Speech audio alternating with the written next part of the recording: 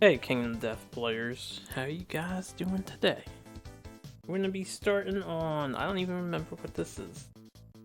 This is Lantern Year 14, just about halfway through this game. Assuming we do not die or something.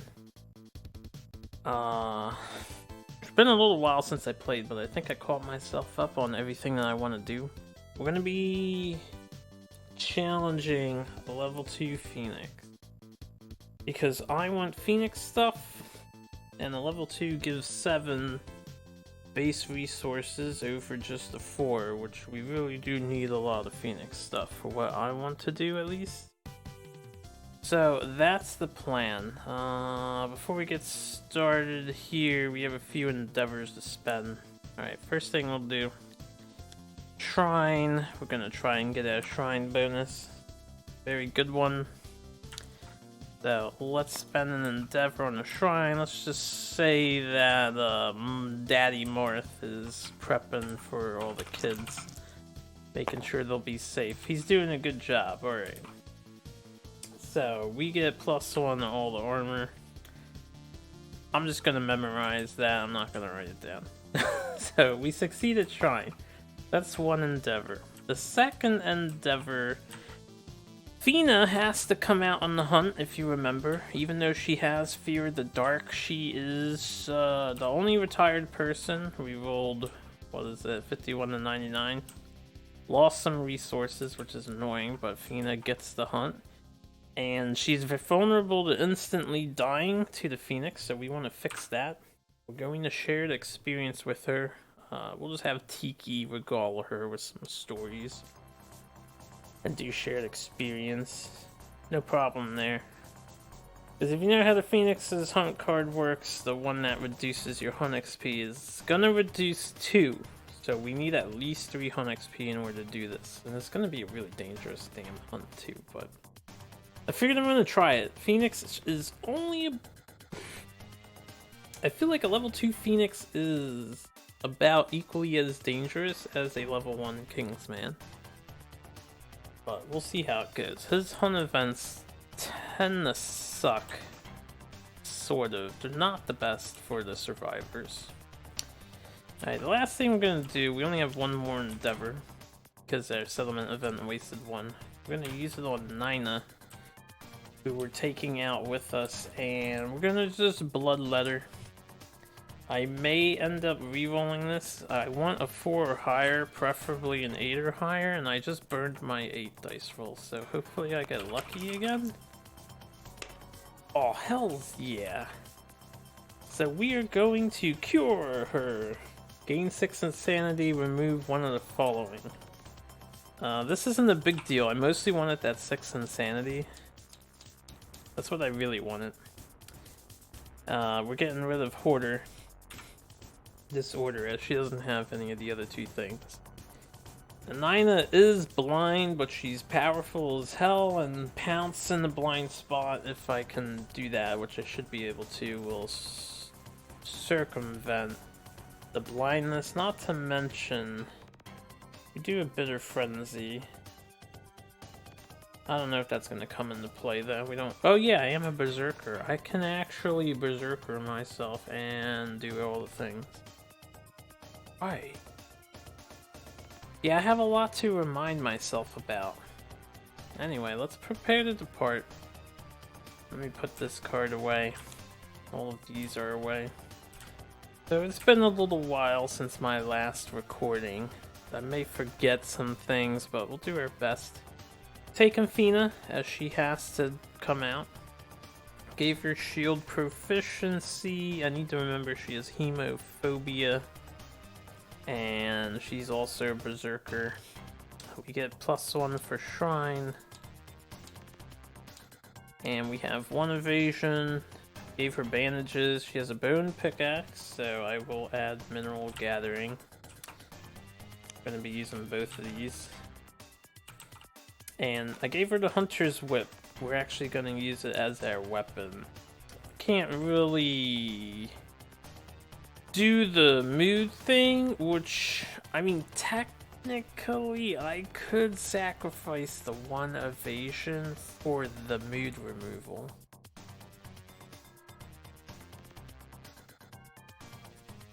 before I depart.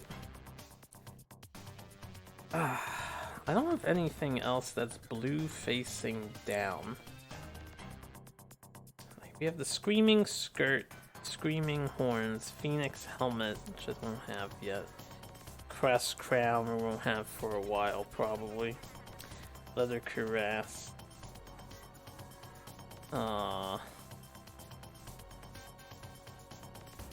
Yeah. Unfortunately, base set stuff makes it really hard to do what you want to do. Do I sack the evasion? I mean, I have one evasion. What does the other one have? The other one has the evasion. I don't know, evasion's so important. 2 evasion is a big deal over 1. The ability to remove moods could be relevant against the level 2 Phoenix. He has a lot of moods. His moods, I think there's only one that's really annoying to deal with. The reason why this is a problem, we are not bringing the Whisker Harp with us. So I haven't talked about it. This is common, I would say common, preferred Kingdom Death Monster strategy. I haven't really discussed it before because we've only been doing level 1 hunts for the most part. But there is a hunt event, I'm just gonna bring it up. It's number 10. Harvester. Harvester cannot be rerolled or avoided in any way. Because of this, Survival of the Fittest cannot change this event. And if someone has a noisy gear, which is instruments, or if they're noisy, nothing can save them, they're instantly killed. Otherwise, they have to spend a survival, which means you also want to be able to spend survival. Everyone that's coming out, we're taking Tiki, taking Zane, who's pretty fresh, and we're taking Nina. All of them can save themselves from Harvester. Now, normally I don't worry about it, but because we're dealing with a Phoenix, we're going to be rolling a lot of basic hunt events, so most Kingdom Death players do say to not... Most of them advise against taking... I think I'm gonna do this. Most Kingdom Death players advise against taking instruments because they think instruments are generally not good. I think instruments are pretty strong, but the Harvester event is a major nerf to them because you just instantly die. This event is kind of brutal, but it balances instruments a little bit. Only a 1 in 100 shot that we hit it, but up until this point, I've pretty much ignored this because the odds are low, but now that we're getting into deeper hunts, instruments, we're going to be a little more cautious about who's carrying them and when. So usually, most people agree instruments are good during fights. Otherwise, they're bad, unless you can somehow get rid of the noisy keyword. So yeah, I'm gonna do this with the whip. So we have someone who can remove moods. And we're gonna be shield proficient in case I get lucky. If this fight goes well and we kill the Phoenix, I hope it does. Anyway, when we depart, we get that bonus thing for Shrine. Get 2 survival for departing, 2 for the Rawhide. And I think Fina is all set and good to go. Tiki gets 2 for departing. We get +1 to every location thanks to Shrine. Now, Tiki has a bit of a different setup. Somewhat. We're starting to build the Phoenix gear. Can't really make use of it just due to Phoenix gear affinities being extremely difficult to make use of, which is one of the reasons why people don't like the armor set. But we are insane. We're very insane, so for the time being, we do have +2 movement, which is going to be a huge boon. Especially since Tiki has 4 movement with a broken leg, right? Yeah, fucking broken leg. Let's see if we break another one. I'm bringing bone darts as a sacrifice for the unmake event mostly. And then they've got our support options. So they're mostly the support counterweighted axe. I'll probably be very aggressive in this fight. Our goal is to kill the Phoenix as quickly as we can. We have the red fist. We are also hemophobic, so we do have a problem with getting bleed tokens. If someone gets a bleed token, it's a good thing we have Fist and Tooth Mastery. We got extra sense, which is great, and then she's a clutch fighter, which I have to keep in mind. But yeah, she's coming with this. Alright. Axe specialization. Yeah, I need to make sure. I'm probably gonna, as I've said numerous times in this playthrough, play slower. I need to refamiliarize myself with stuff and make sure I do things right. Zane, plain Zane here, he's joining us. So we'll get the bonus, he tops on survival. He has 1 evasion for the armor, and then he has a founding stone. This is a precious item to us. I'm only bringing the 1. If we lose this before we get to the showdown, we're kind of fucked. If I lose this before we get to the showdown, we're kind of fucked. So we don't want to lose either of those. Level 2 Phoenix, there's a particular hit location we want to crit to really lessen the danger of the monster. You guys that are experts probably know which one it is. Lastly, we have Nina. She's no longer a hoarder. We can get rid of that. We gain 2 for departing. Get the +1. And then we get 2 for dry decanthus. We have our evasion. We have our boots with 2 red.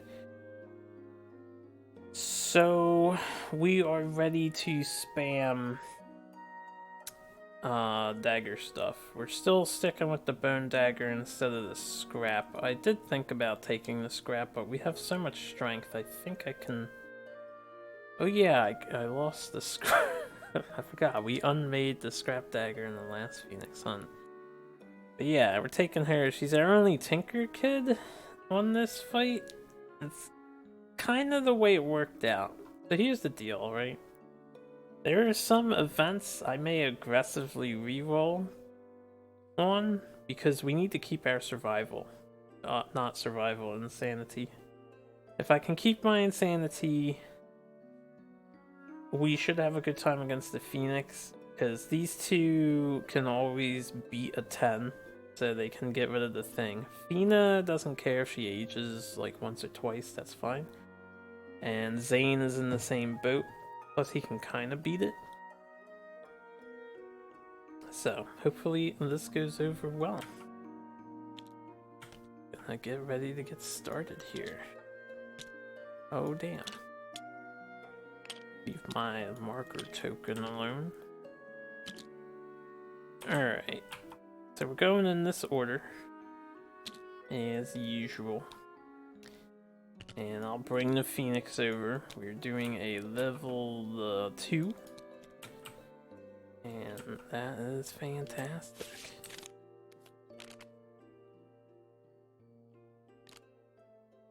Alright, Mr. Phoenix. I am going to attempt the better mineral gathering and herb gathering. I'm going to leave them both on this tile and hope the Phoenix doesn't approach us. Yeah, we're dealing with the...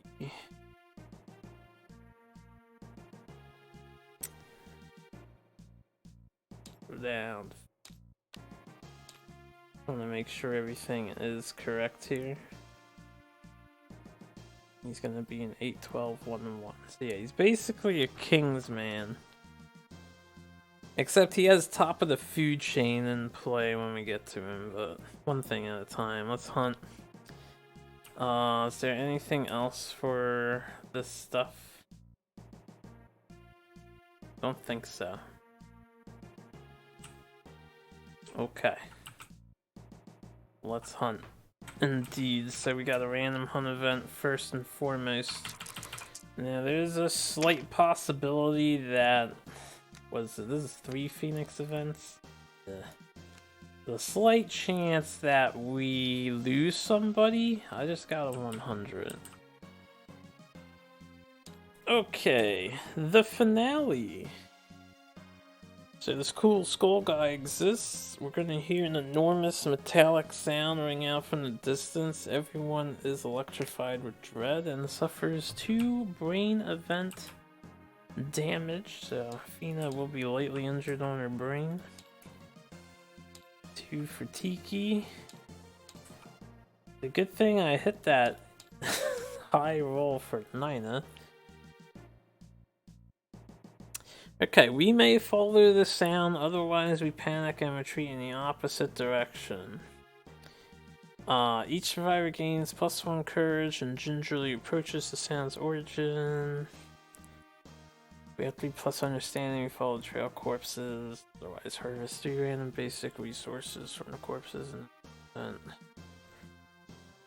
roll 1d10.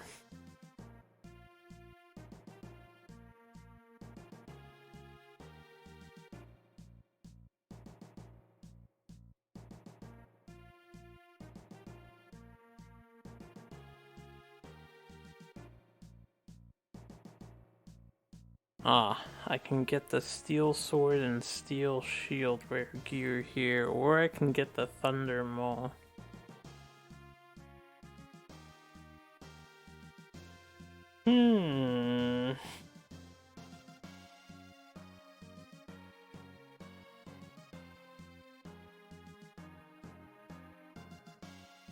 Who has the most courage? It's fucking Nina. Man, if she gets it, I'm gonna have to like sacrifice the monster grease. If I get steel sword and shield on somebody, boy, I'm losing loot here. This is a problem. This is basically an event that I would prefer not to do. But at the same time, you know, how often do you roll a 100 on the board? Steel sword and steel shield, I don't remember what those do exactly because I've never gotten them before.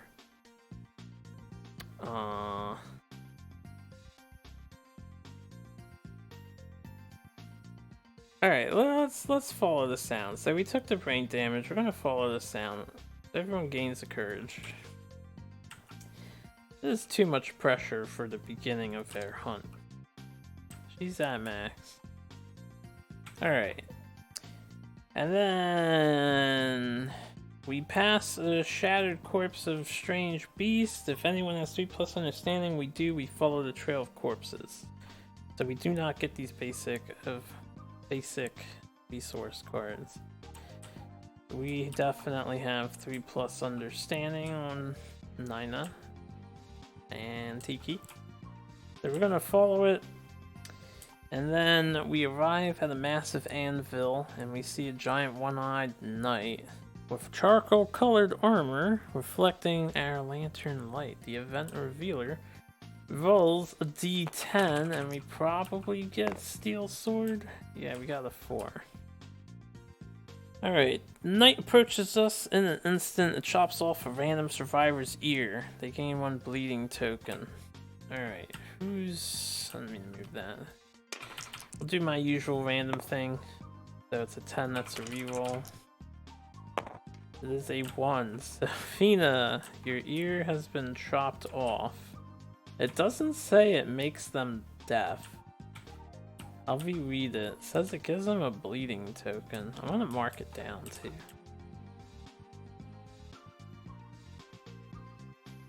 Yeah, it just says that it chops off the ear. It doesn't say it makes them deaf, so this is a note. Had her ear chopped off by some dick. Okay. And then it strikes the anvil, binding the survivors with a churning wall, blinding us with a churning wall of sound. When we open our eyes, the night's gone, and the steel sword and steel shield rare gear rest in its place. We divide the gear between us. Alright, I'm gonna make that an achievement, I suppose. In general. Obtain steel sword and steel shield from HE Hunt Event 100, and that would be Season 1. I'm gonna say Fina since she was the Hunt Event roller. She unlocked it for us. Cool, cool. Let me add a space to these so it looks a little cleaner. I guess I can add a space in between these as well. Wish I could like bold and whatnot. Anyway, so we get steel sword and steel shield. That's pretty cool, I suppose. Steal the shield, steal the sword. Just put both of those back in the pile. Alright, let's see what we have here. I think I've gotten steel sword before through other means. So it's irreplaceable. If you die with it, you lose it. Slow sharp on a perfect hit, it gains plus 1d10 strength for the rest of the attacks. Like, probably one of the best swords in the game if you can ignore slow. Berserker. And Bitter Frenzy. Or just Berserker in general. And a speed build, probably one of the best swords in the game. And then Steel Shield, this is also irreplaceable. -3 movement. But you can spend an action or a survival to just ignore a hit. Steel Shield is one of the best tanky shields in the game because it's not a block. It gets past Doomed, I'm pretty sure. This thing bypasses Doomed. And it's a 6+ shield that hits on 6. The only thing is it doesn't add 1 to all your hit locations. Or it's a 6 strength shield that hits on 6, I should have said. So...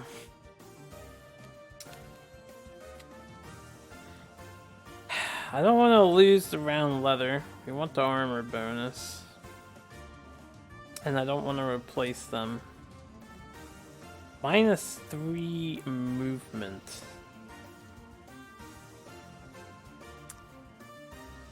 Alright, I'm gonna sack her pickaxe. And she can have the steel shield. Which means I need movement tokens. You know what, maybe I should give that to someone else. Shit. She has 6 movement. If I have -3, that'll be 5, 4, 3 movement. And you have 6, that'll be 3. 3 is better than 2. I don't want to gimp my main warrior. My support I wouldn't mind gimping as much, because they have bone darts anyway.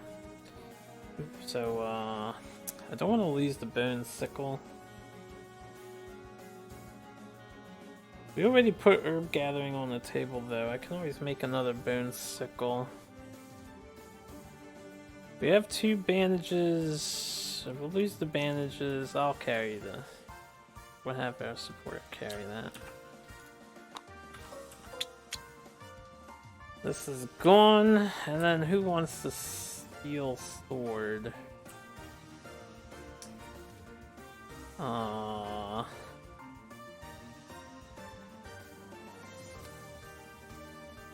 Yeah, I think I'll give it to him. We'll use the bone pickaxe on Zane. I'll just make another bone pickaxe later. So Fina is the... You know what? Let me give it to Fina. I'll just switch the bone pickaxe location. We'll give it to Fina as bone pickaxe. This way I can use the sword if I want instead of the whip. Anyway, so cool beans, we did the finale. That was just the first hunt event. Sorry that took a while. Tiki! Time flows backwards. Alright, this is the event we're afraid of. Okay, so everyone loses 1 level hunt XP for each level of their quarry, which is 2. And if anyone had no hunt XP, they would disappear and be dead. If everyone still exists, we roll random hunt events. So everyone still exists. Now I have to make some notes here. Can only gain age once, so unless stated otherwise. So you need to make note of anyone that's about to bypass a milestone. Tiki's fine. Zane.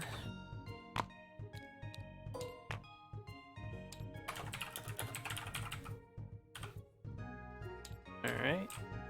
And Nina. So this is why we gave that extra experience. It's a good thing to see this card. I guess since I'm doing this for her.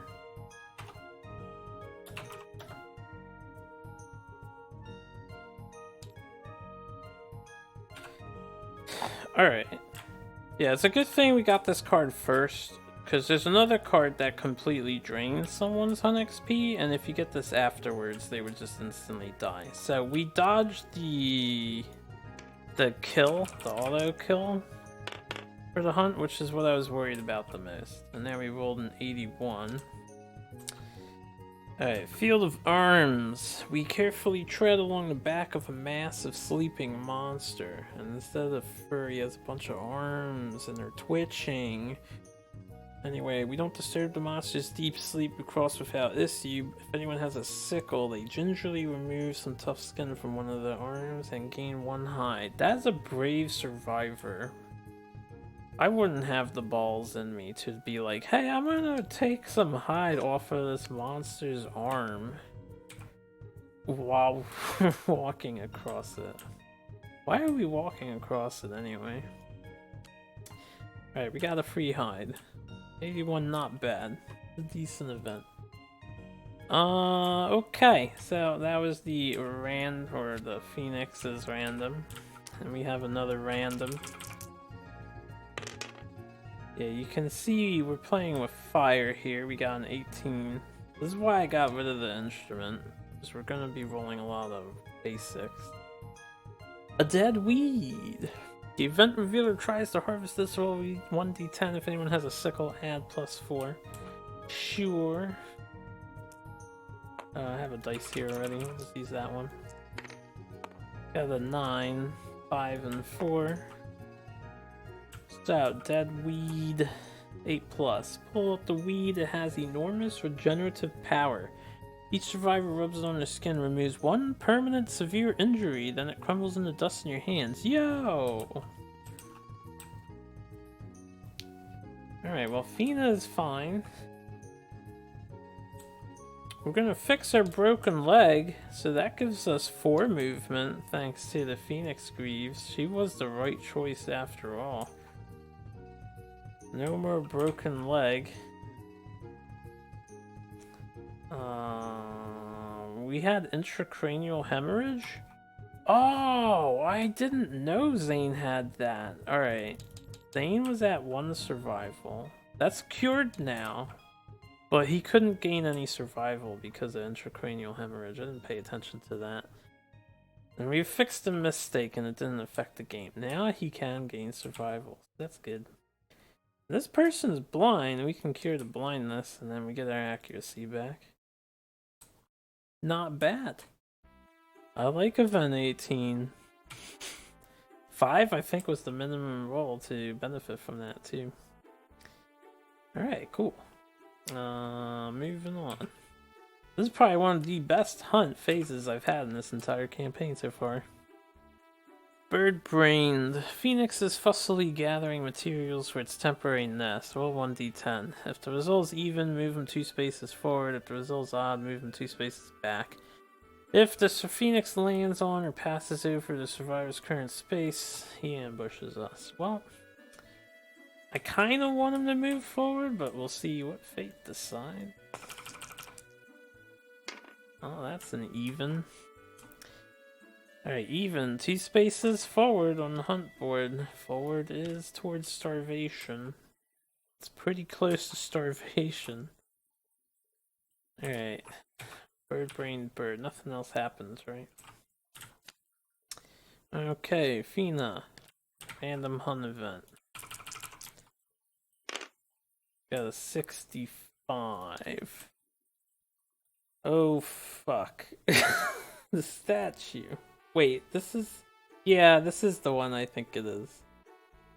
Alright, cresting a hill, the survivors find a statue of a man sitting on a throne. If any survivor has 5+ understanding, the survivors may ignore the statue and end this event. Oh. They can ignore it. So, if you don't ignore the statue, one of your stragglers becomes drawn to it, touches it, they turn into the statue, but then the person who is the statue becomes free, so you get like a new survivor. Yeah. You consider them dead. Cannibalized gets screwed over, another reason why Graves is the best. And then... you get this guy, he gets, what, 2 random disorders, 2 hunt XP, and a random specialization.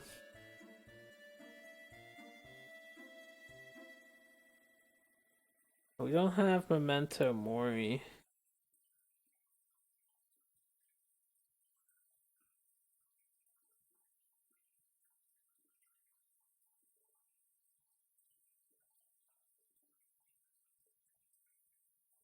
Okay.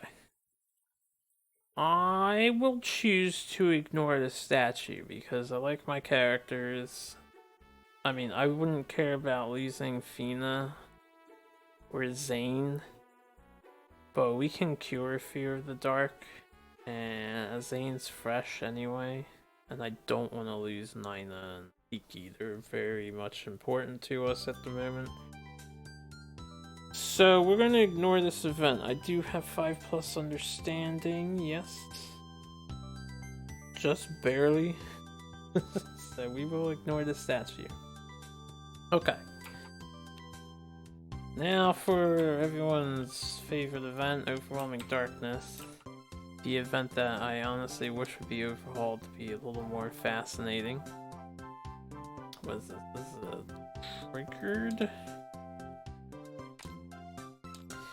Alright, so as usual, we have Song of the Brave. Everyone's gonna walk the path of the Brave because the other 2 paths suck in comparison to the Brave.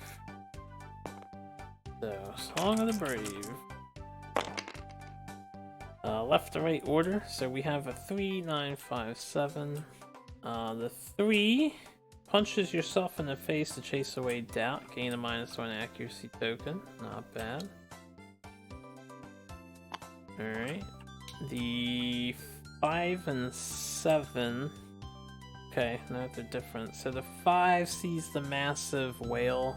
Can we fight this massive whale someday? I'm just curious. Gain -1 evasion token after this event. All other survivors gain +1 survival from your bold display. Alright, so -1 evade.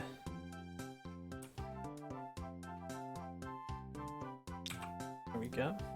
That's not on you, that's on you. Yes, the 7, last person. Your lantern held high, you cut a path through the teeming darkness, suffer an event damage to the arms. And number 9. Oh, also suffers an event damage to the arms. Okay. A little vulnerable in the arms with Tiki. I'm gonna have to watch her. But we have a shield, so I might be nearly immortal. We'll see. Okay, so that was that. The last thing to do before I forget is the person threw up. Is it other survivors or them included?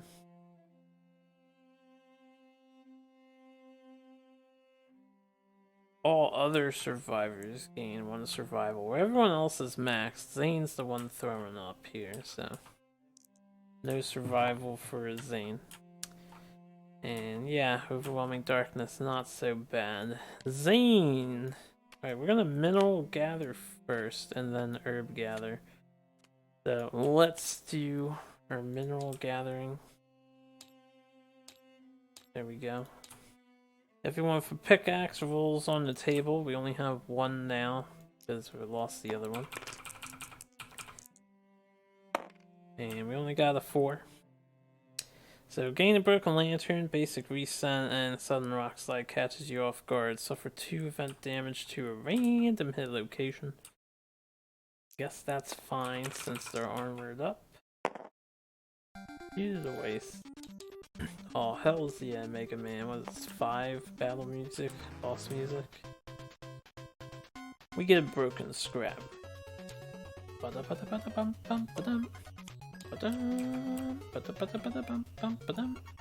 wasn't going to bring my farming tools for this fight because I was worried about it, but I think we'll be okay. No 8+, so I would definitely make an achievement if we made it all the way here, but we need to bring Almanac to try and get the... This isn't even a great result. I'm gonna try and get it someday. Anyway, herb gathering.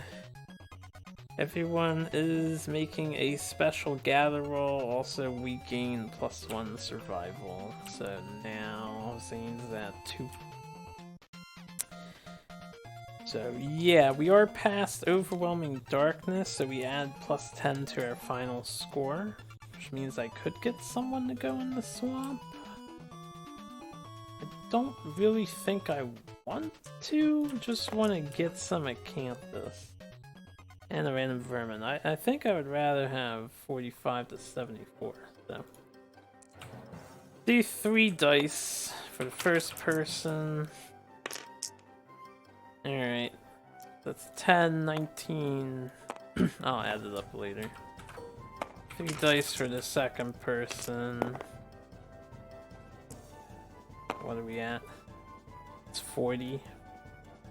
Dude. 2 dice for the third person? Okay. We're currently at 59, which is what I want. What does the swamp give you? Roll 1d10 if you have an almanac. Pick 2. We don't have the almanac. Spend the survival or die.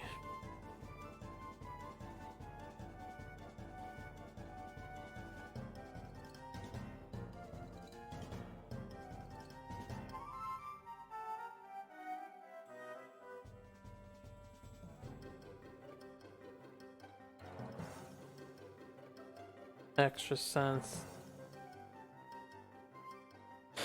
Or 10 survival. This one I don't want to do. But I can always reroll the ones. This is 1 fresh acanthus, understanding, and a vermin. I think I just want the 2 acanthus, a vermin. Oh, I have to have cooking in order to gain the vermin. Right. Maybe I do want 75+. If I want 75+, why don't we roll 4 dice for this last one as well? Gonna need kinda high results. Okay, that'll do it. Yep, that's an 80 total. So, we will explore the swamp. So only the survivor with the sickle is going. That is Tiki. Tiki is exploring the swamp. We roll a 2. Alright, suddenly the water around you bubbles furiously. Spend 1 survival to dive to safety or perish. If you have 3+ courage, you may explore the swamp again. I do have 3+ courage. Let's explore it again. A 3. Alright, still bubbling. We're still courageous. I probably shouldn't waste my survival like this, but... Okay, a 6. Ghostly flower blooms, uncovering a face inside. It tells you you are a peaceful, careless flower. Remove any disorders and gain apathetic disorder in one. Name it. Well... I don't want apathy, man. I have the potential to max out my understanding and cure apathetic. I think is apathetic the courageous one? I'm not gonna reroll this result with my survival of the fittest. I'm just gonna accept it.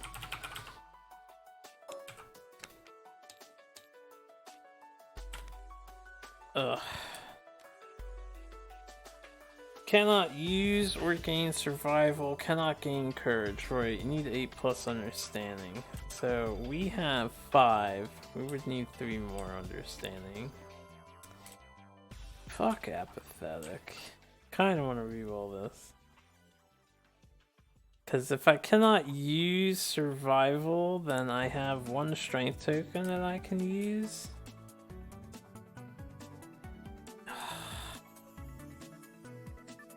Tiki.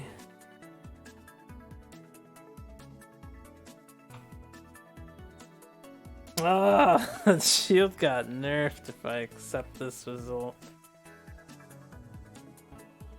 I'm gonna accept it. Alright, that was herb gathering. We got wrecked by apathetic. Last Phoenix event, hopefully. Oh no, there's one more. Recurring nightmare. Without warning, the survivors are plucked from time and find themselves standing at the threshold of the overwhelming darkness. We're gonna trigger overwhelming darkness again. And if the monster is somehow between us and the start space, which honestly I have no idea how the monster can possibly get in front of you without fighting you. If it can happen, I've never seen it happen before. But we would be ambushed if we went through the monster to do that. I think the only way that works is if it's a level 1 Phoenix and you hit the first Phoenix event and go here. But anyway, that was Zane, so Nina will be next. Let me do that like that. Let's all walk the path of the brave again. Could be worse. But yeah, this is a typical level 2 Phoenix experience, I would say. This is why we don't take a instrument. Lots of basic events we have to do. Alright, 3 and 4. So the 3 gets a -1 accuracy token again, because they punch themselves in the face again. And Venus like, come on girl, you can fucking get through this darkness. Don't cower in fear. Alright, 4 and 6.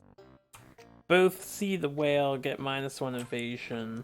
Alright, so this is good. So firstly, you get -1 evasion. Secondly, you get -1 evasion.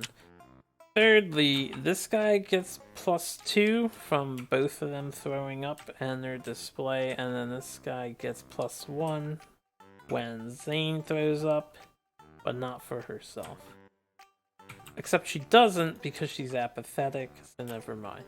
She cannot gain survival.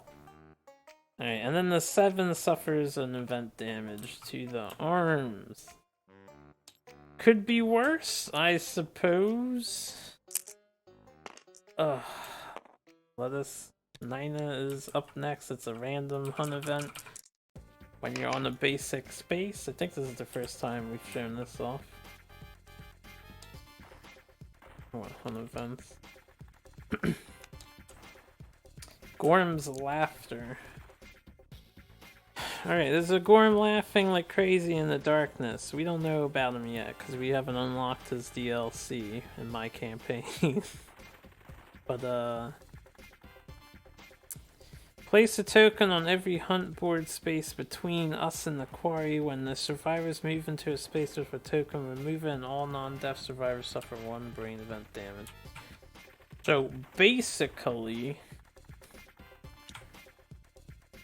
we've got 2 tokens on the board. Okay, who is Nina's last, right? Yeah, so we're back up to Fina, the next revealer. Actually, where's Zane? Yeah, that's correct. Okay. So we're already at Fina again. So Gorm's laughing. She's fine. Brain event damage cannot trigger a severe injury. She just stays at light.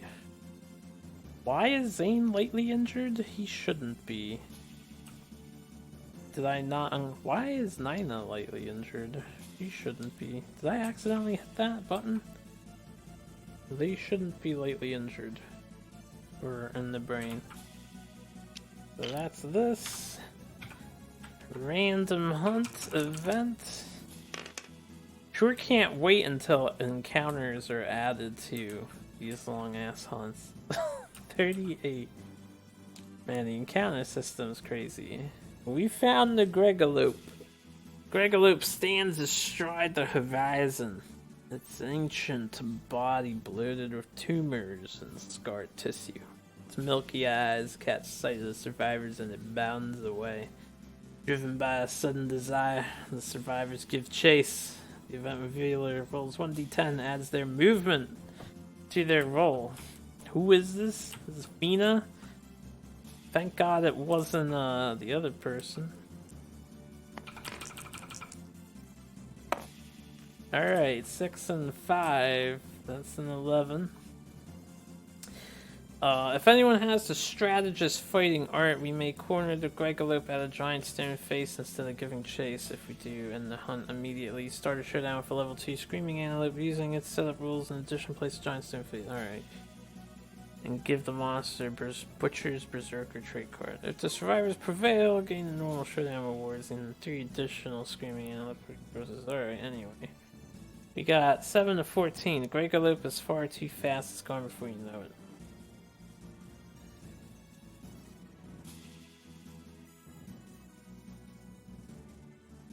Alright. So, I would have made it an achievement if we got to fight the Gregalope. I'm glad we don't have strategists. It says may corner it. Yeah, I don't want to fight the Gregalope. I want to fight the damn Phoenix. We've made it this far. We have one more event to do. Tiki's next. So one more brain damage. And then I'll read that. So it's unmake. I was really hoping to not do unmake, but don't get to choose what we can and cannot do. Alright, pick an object in your gear grid, roll 1d10 unmake. So I'm just gonna roll the dice now. Not gonna see the results, and I'll pick the object. Okay, so we are going to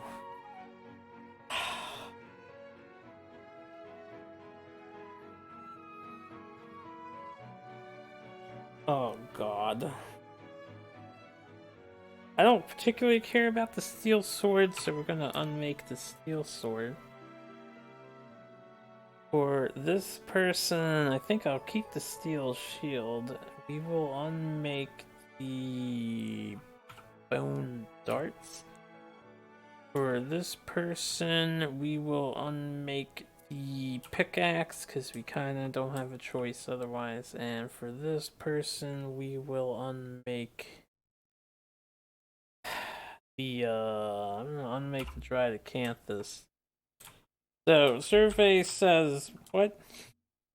1 to 5, it is unmade. 6 plus, it is remade. Alright.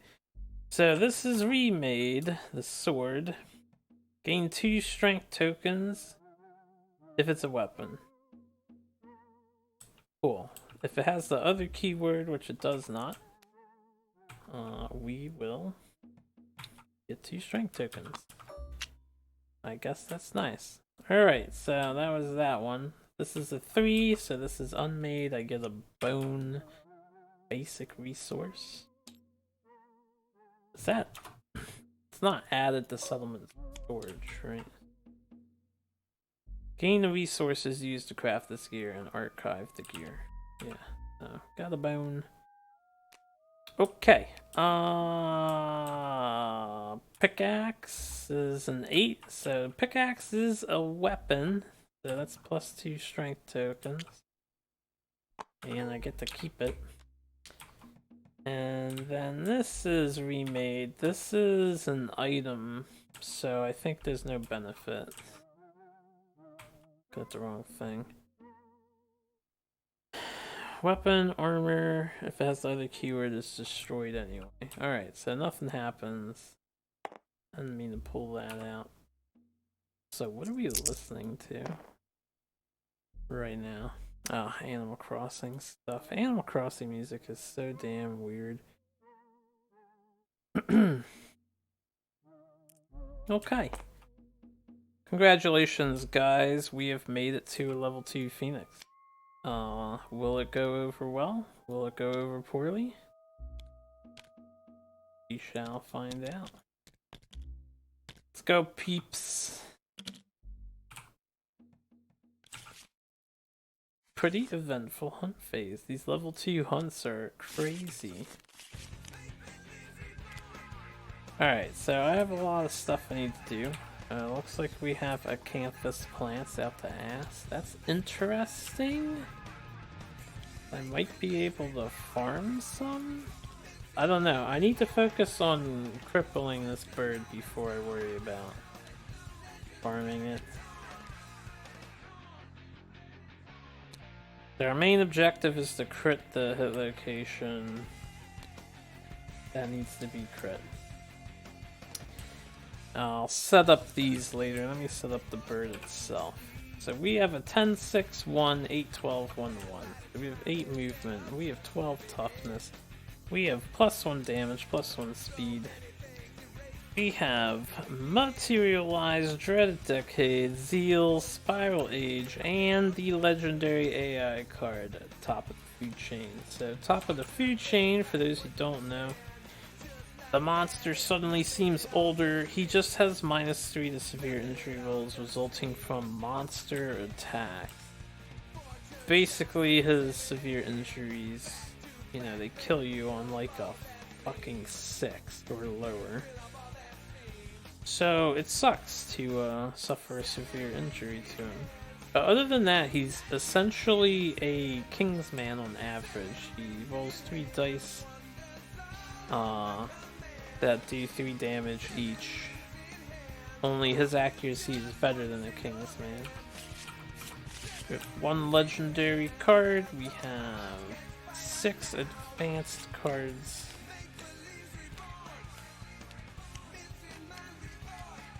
And we have 10 basics, 17 AI cards, and shuffle the hit location. Alright. As you guys remember, he Zeals. He's going to basic action at the end of every one of his turns, as long as he's not knocked down. Actually, I think Zeal goes through the knockdown. I need to reread Monster Knockdown and see if it ends their turn.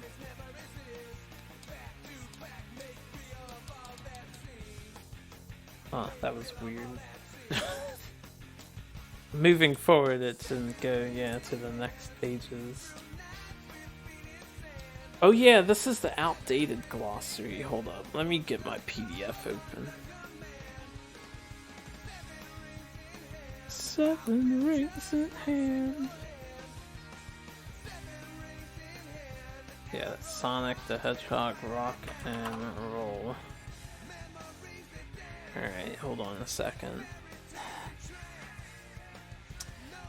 Knockdown monster, tackles, hit him 3 up, cancel reactions, doesn't cancel critical wound effects, the monster is knocked down during a flow, cancel any remaining actions on its card. A monster stands when it draws an AI card, a trap is played, or at the start of the next monster survivors. At the start of the next turn. Right, so if he gets knocked down, he does skip Zeal, because Zeal just says perform basic action. Does not say to draw AI. So I think he gets knocked down, which is important. Pretty sure he gets knocked down. Alright, hold on, I'm thinking. We set up the monster. Next thing we're gonna do is on arrival bonuses. So we have Red Fist. At the start of the showdown, we can get a strength token on everybody. And we may spend strength tokens as though they are survival, which is really good. Any other on arrival effects? No. We do have Song of the Brave though, so we get rid of one negative attribute token on each of our guys. This person...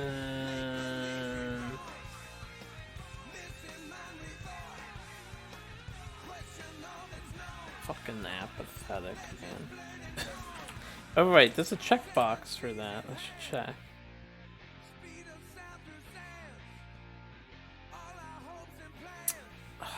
Not really. They don't have like a cannot spend survival. There you go. I knew there was a checkbox for it. So I'll probably not pay attention to that, but I'll do my best. This person doesn't get any other benefits. And this person doesn't gain any other benefits. They're a leader though. Do you remember that?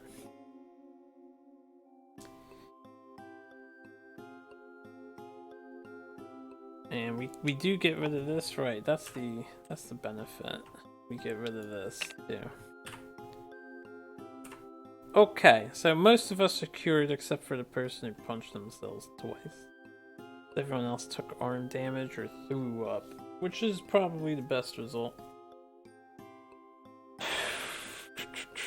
Acanthus plants just have to be 6 spaces away from other acanthus plants. So I'm just gonna put this here. I'm gonna put this, I don't know, here. Put this one up here. I don't really plan on farming. Can get them closer together. 6, 1, 2, 3, 4, 5, 6. And then this one can be 3, 4, 5, 6. This one can be here. Why not? Alright. So Fina. Fina can go 1, 2, 3, 4, 5, 6. She can be here. I forget how I set up last time. I did not review my previous Phoenix fight video, so I don't know how I want to set up this time. All I know is I need to try and make it advantageous for me. And I think the only way to do that is if everyone was surrounding it, which isn't smart. 6. Tiki. We basically want to avoid the wind strike.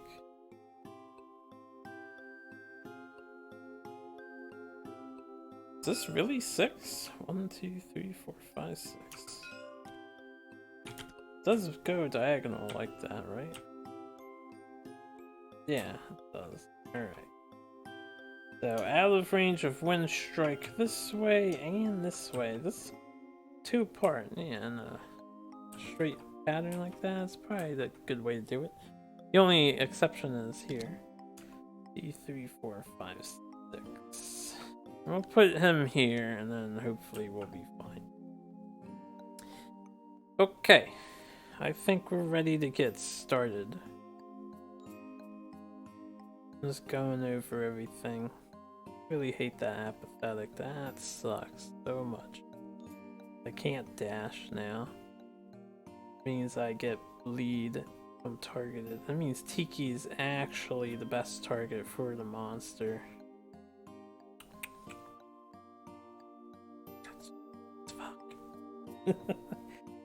Tiki is this way. Maybe I should put Tiki in the middle. Yeah, she's likely to be the target. I'm gonna switch Tiki with Nina. Tiki also has the sickle, so I could farm the Acanthus plant because I might need it to save myself. Alright, monster is first. Let's do it to it. When the monster begins his turn, I need to see the, in the rulebook, survival opportunities. Only time survivors may dash or surge during flows on monster AI cards between actions on the survivor's turn, before performing reactions and after critical wound effects or when a monster is knocked down. Alright, so I cannot do anything yet. Can't do anything yet. So, Mr. Monster would like to peck. The last threat to wound in range is nobody, which means he will disdain, as there is no target. So, disdain. Place the phoenix at the center of the nightmare tree. It emits a hissing moan.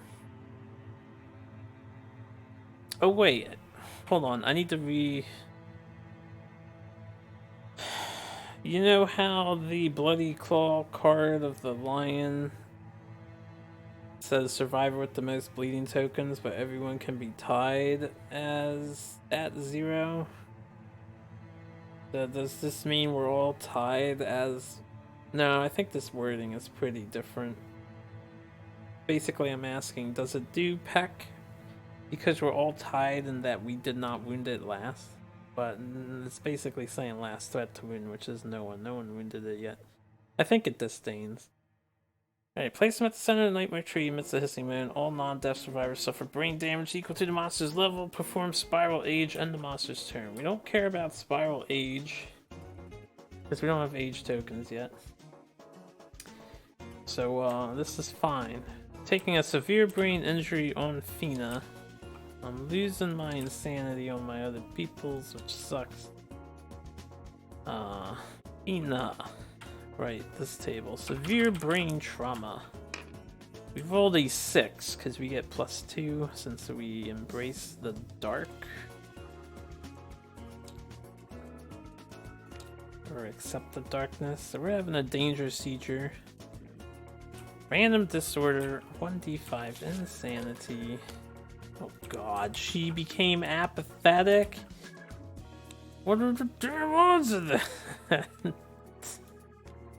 Fuck. Apathetic is destroying me at the moment.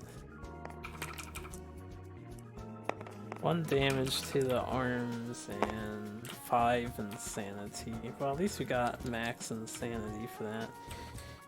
1 arms damage. Man, that's 2 apathetics. I can't. Ugh, gonna have to deal with it. We're gonna need to cure the apathy off of these bitches. Alright, and then the Phoenix ends his turn. Yeah, so he does not zeal. I don't think he zeals when he does disdain. Now, I'm asking this question now because I don't remember. I'm pretty sure disdain ends his turn. Whereas at the end of the turn means before he ends his turn.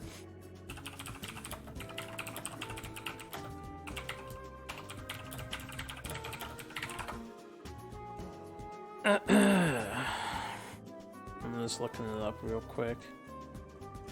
End the turn versus effects at end the turn. Official FAQ. If a monster is instructed to end its turn, it ends its turn then and there and skips any effects that trigger at the end of its turn. That's what I thought.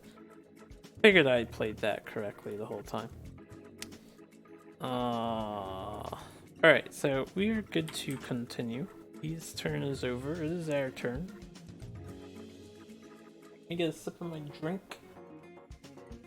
And let's go fishing. Unfortunately, there is no flow for me to follow.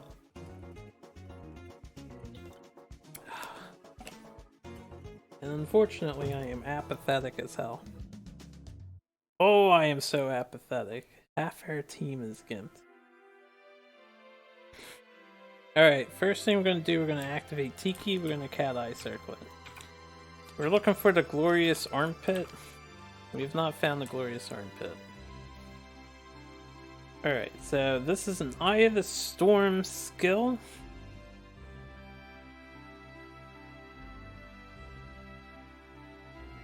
This is displacement, which means it's gonna run away. I don't know why it turns to face the attacker first. Or, I mean, it turns to face the attacker. Oh, I guess it's... No, I don't know. I guess it would cancel certain effects, like flanking bonus for strength. Alright, this one's fine for first, since we have no H tokens yet. And then I guess we'll do the Eye of the Storm, and then the Glorious Crest, in that order. Alright, the first thing is first. Still on Tiki. I cannot spend survival with Tiki anymore. Well, I can use my strength token. I'm gonna save it as an emergency. Tiki is probably...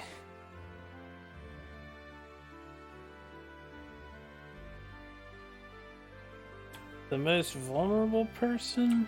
What's my movement? It's 4.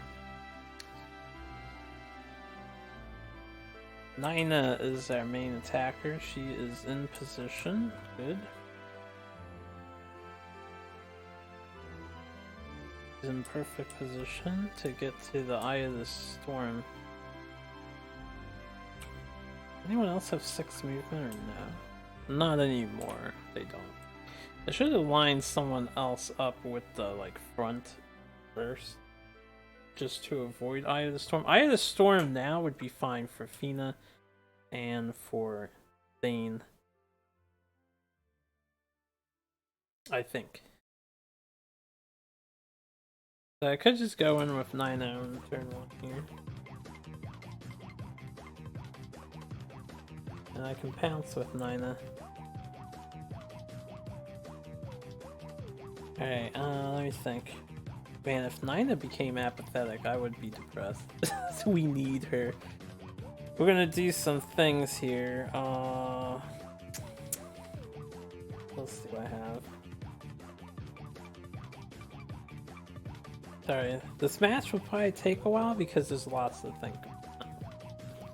Tiki! 1, 2, 3, 4. Alright, we're getting blown away by the wind, so what we're gonna do is 1, 2, 3, 4. We're gonna move over 1. This way I think we get blown down, because we're only 2 to the right, but we're 3 away, you know? So I think we'll get blown down here. Nina is going to do a couple things. First thing we're going to do is...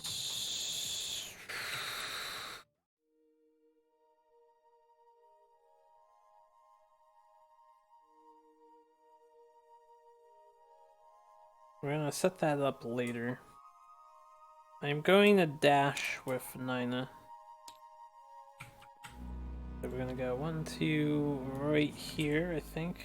This pounce is 3. We're gonna go here. Alright, so she dashed. Zane has spear. We want Nina to go first, I'm pretty sure. Zane can, if Zane gets blown here, 1, 2, 4, 5. I'll be out of range. I guess I can farm the Acanthus. Or I could dash. No, I should save my dash for after. Oh man, Lord, can't surge. I basically I get 1 Cat Eye Circlet aggressive scry to find the hit location I really need to crit. Alright, let's have Nina go. Hopefully this works for me. We're gonna pounce. Then move 3 spaces, activate Bone Dagger. With +1 strength. So let's attack. How much speed do we have? We have 3 dice, 4 dice for that.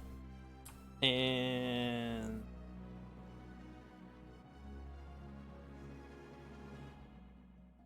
oh yeah, I need to remember that. I think we just have 4. We gained +1 accuracy. So we're hitting on a 6. And that is at 4 dice, so 4 dice hitting on 6s with this pounce. We have 2 hits, the 8 and the 7.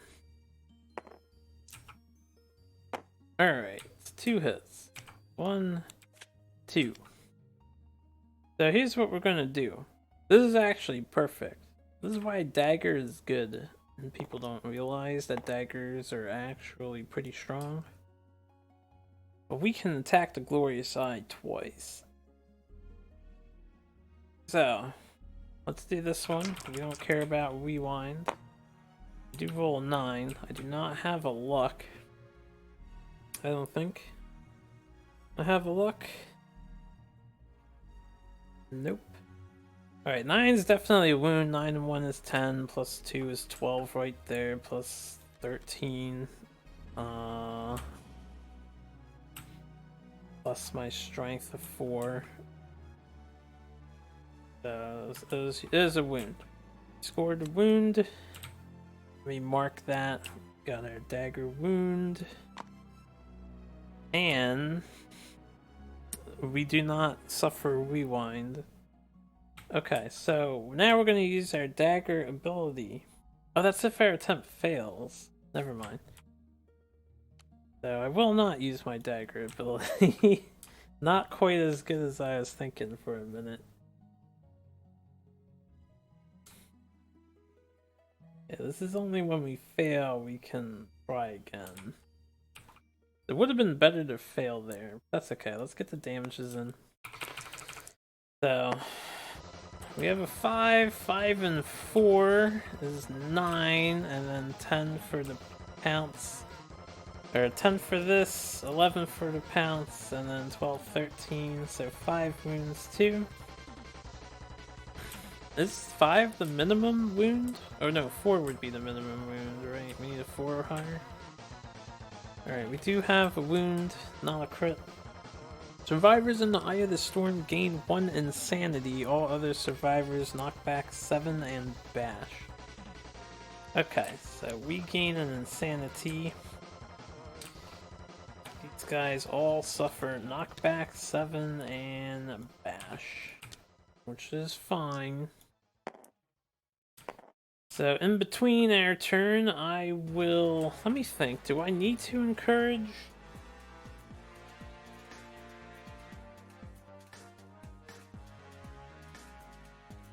Do I need to encourage?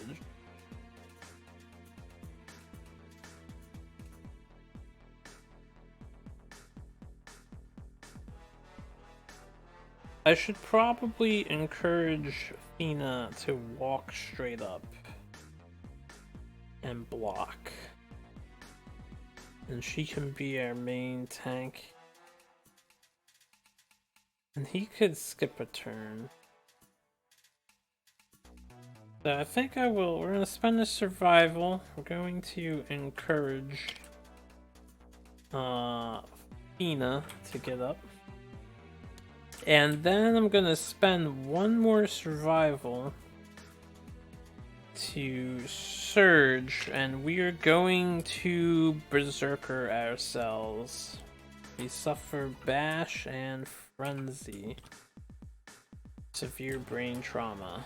So gain 1d5 insanity. You gain a speed token, a strength token. So that's 1 insanity. Speed token. Strength token. And this is once per showdown, right? So I will do that. And then all of these effects, we ignore some melee weapons, and then we can still spend survival. We can still use our fighting arts and our specialization because we have bitter frenzy. Yeah. So, and we can use our mastery still. Fina will go. We're gonna have Fina 1, 2, 3, 4, 5. We're gonna have her stay straight so the Phoenix hopefully aligns with her if it targets her, and we will block. And then I'm apathetic, so I cannot spend survival, which is super dumb. So good. I'm so good. Can't get over that. Alright, we'll be fine. We'll be fine. We'll be fine. I gotta believe we'll be fine. Maybe I should pick up Zane. I can't spend survival. La la la. La la la la la. Alright, we're gonna end our turn. At the start of the monster's turn, I will utilize Fist and Tooth Mastery. Or a specialization. You stand at the start of the monster's turn with Nina and Tiki and Zane. Everyone's up. Start of the monster's turn. Okay. So it is the monster's turn. We got another pack. So last threat to wound in range. Oh yeah, it is the start of the monster's turn as well, so we get this stuff back.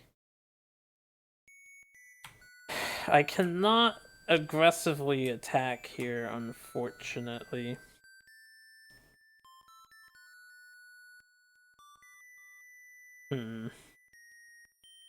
Pack is a problem card. Because of destroy armor. I brought Dry Decanthus, but that's an instant. This is 3 dice that does 3 damage. It's an instantaneous heavy wound.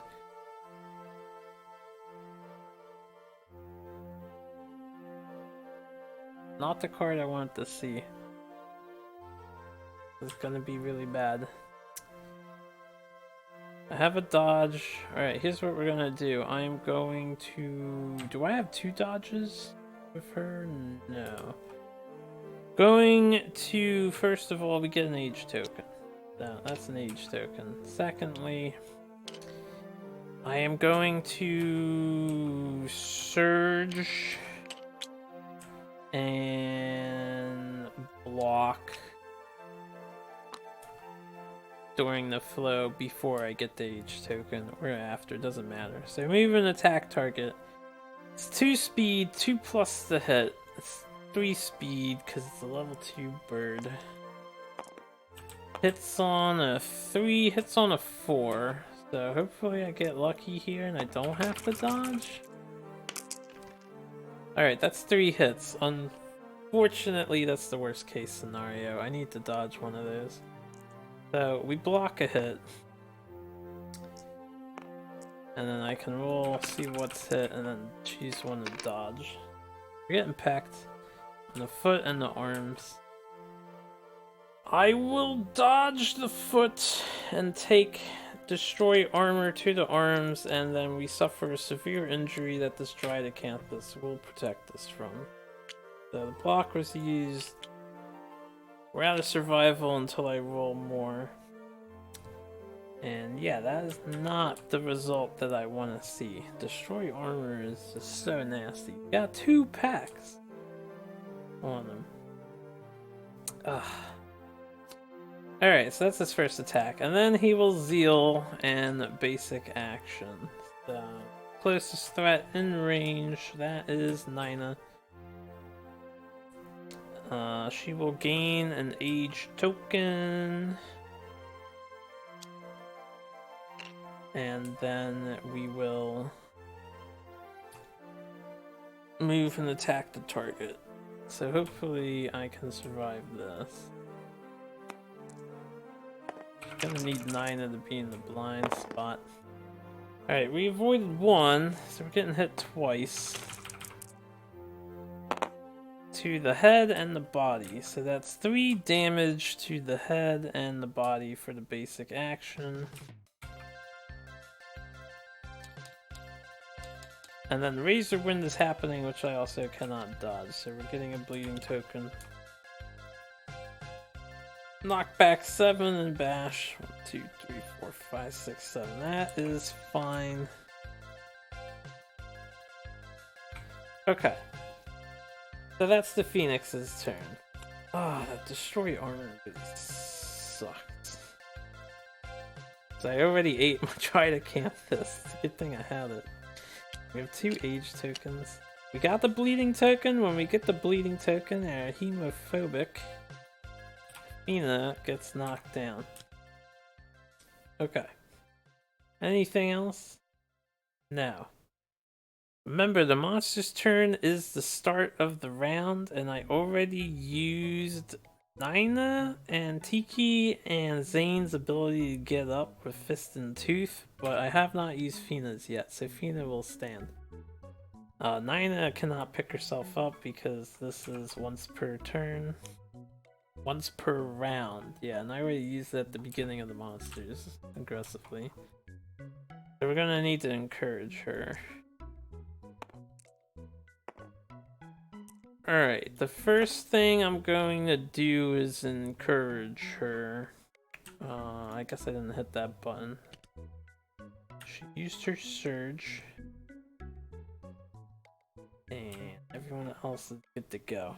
Okay, we're going to encourage Nina with Zane, because he might get it back with the Rawhide armor bonus. He will keep his survival, so his encourage is spent. Nina is up. Alright, next thing we're going to do is activate Tiki, and Tiki will scry the location deck with that armpit. Alright, crest, feathered neck, interface. Alright, well this is safe, this is safe, and then this is a displacement, so that is fine.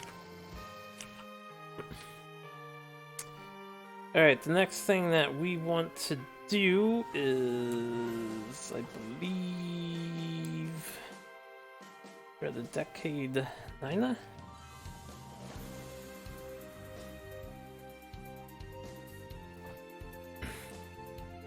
Because 1, 2, 3, 4, 5, 6. Fortunately, I'm not close enough to the bird. I may want to get Dry to Canthus as well. 1, 2, 3, 4, 5. I'm gonna move here.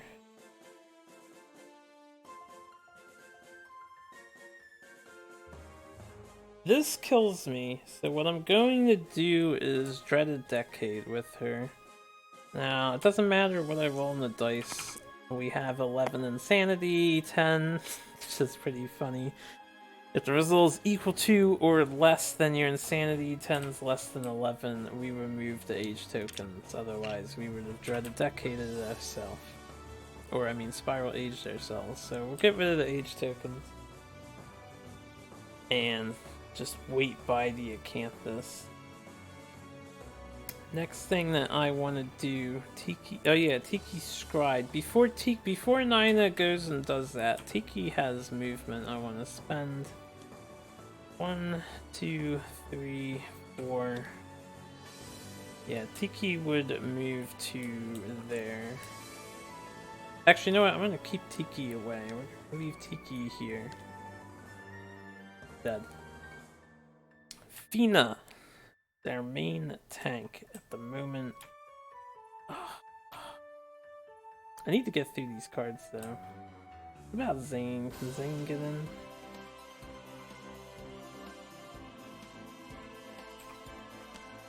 Let's have Zane go. 2, 3, 4, 5. I'm gonna have Zane pick this Acanthus plant.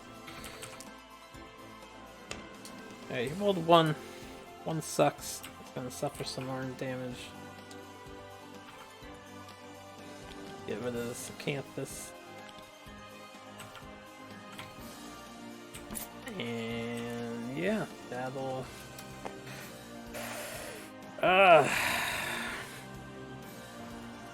We're gonna have Fina block, and then Fina will 1, 2 go right next to the monster there. Have to do a slow round this turn, just because everyone's blown away.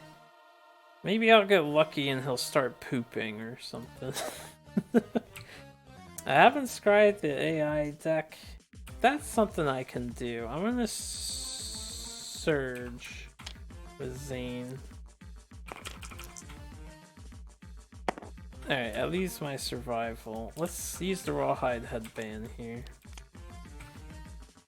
I may do a playthrough in the future where I don't utilize any fixing cards, see how well it goes. Alright, last threat to wound in range is going to be...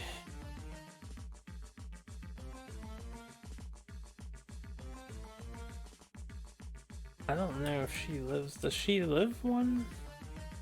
Technically, Nina survives one spiral age.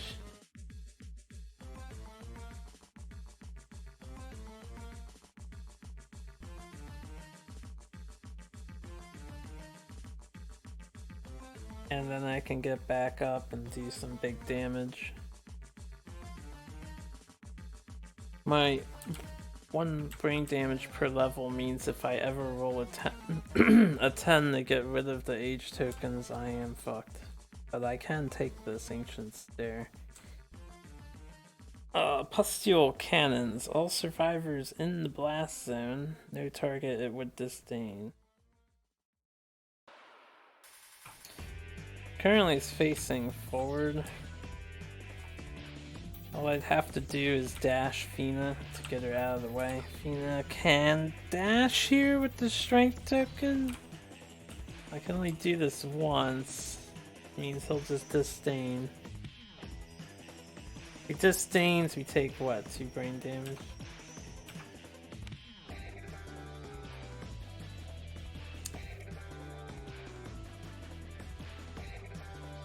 If I stay in the blast zone and take it, it's 5 dice that hits on 6s and does 2 damage each.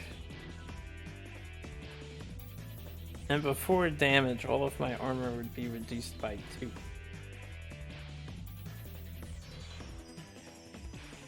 2. If I can crit the location I need to crit, this is a good card because the monster will knock itself down.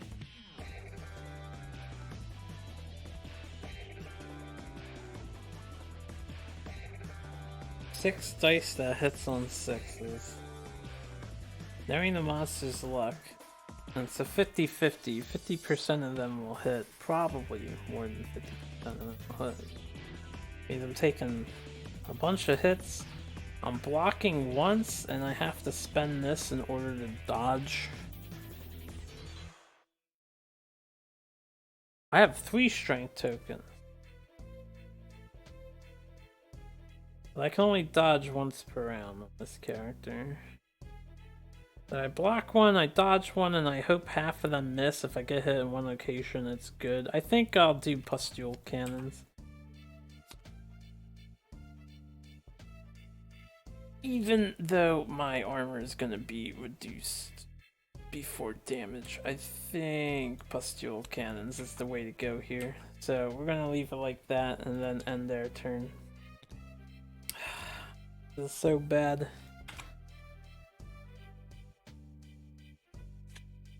I don't know, maybe I should have taken the spiral age. Because now I'm also the closest threat. Well, it's too late, let's just hope it misses.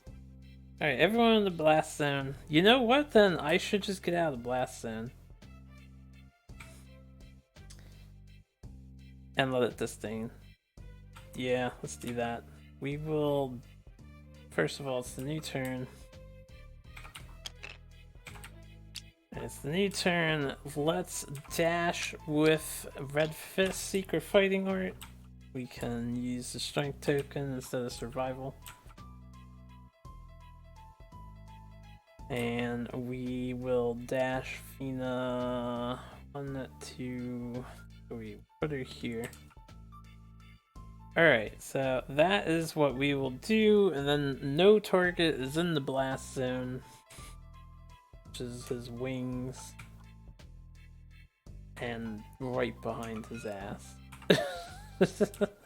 So, we will disdain. Which means he will materialize. He gets placed at the center of the nightmare tree. I think for him, this is a tough call because I know Nina is going to go in and Nina wants the blind spot. But he doesn't want to open his blind spot to these two. So I think facing the survivors down. I'm trying to be real here. What is the most advantageous position for him? He could also move here. I know he has to be in the nightmare tree actually, not in the center of the board.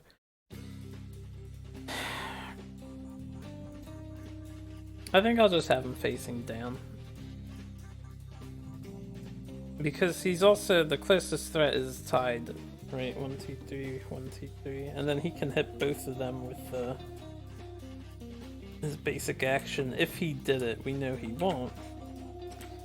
Because he is ending his turn and hissing at us. There's a severe brain injury for Zane, and we need more insanity on Nina.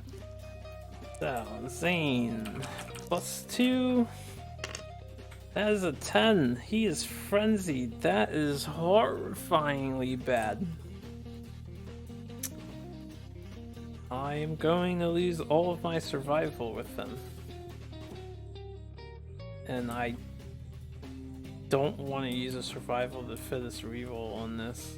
So, we'll just let him be frenzied. Alright. Gain 1d10, 1 insanity, or 1d5. 1 insanity. Can't spend survival. He's frenzied. Gets another strength token. Oh, he can't spend survival, but we do have 4 strength tokens to use. Maybe frenzy's not so bad just because it's a red fister. And we get a speed token. And he can't use... He ignores slow. He may not use fighting arts and may not use... He doesn't have fighting arts or weapon specialization or mastery. Oh, he does... So he can't use fist and tooth to get up. Oh, right. No, she can because of bitter frenzy. Never mind. I thought she couldn't stand up earlier. So that's fine. Phoenix disdains on pustule cannons. Alright, it is our turn. We've got, unfortunately for me, 2 packs and all the reduced armor cards are here. Which I don't plan on critting the reduced armor location. First thing we're doing is attacking with Nina. Nina's going to activate. We will pounce 2, 3. Without, I can't dash or anything, so we're just gonna pounce. We're not in the best location. We have 5 dice now instead of 4, thanks to the frenzy. And we have +1 accuracy for the pounce, +1 strength for the pounce. We have 1 perfect hit, that's what I want to see. Get +1 survival for the dagger. And we hit on 6s, so we have 4 hits right now. Alright. So we're gonna do it in this order. We have really good things here. Hopefully I fail 1? Just 1, so I can discard that one. -2 toughness to wound the death blow. We get a 9, so that's a wound. Death blow is eliminated. Nothing happens. Second location, we got a 2. I believe that's a failure, but let me double check. I need a 12. So 2 and 5 is 7, and 1 is 8. And pounce is 9, and 10, 11 with this. So yeah, we only have an 11 unless I'm missing something, which means 3 is what I wound on. Wound on 3. So that's a failure. I will discard Glorious Crest with the dagger specialization. And we will attempt to wound this location again. No reactions to worry about. Alright, there we go. Now we're doing dagger stuff. And last location. Hells yeah, we got a 10. We sever a slender phoenix finger and gain a phoenix finger resource. And then something else happens. So we got one of 2 fingers out of the deck. Not one of the ones I want, so it's good to sever if we beat them. And we may spend 2 survival to heroically bellow. Alright, we don't want to do that part. So that was our first attack. The next thing we're going to do is activate Nina, scry the hit locations. We still want the fucking glorious armpits. They are not here. So we need to mill more cards.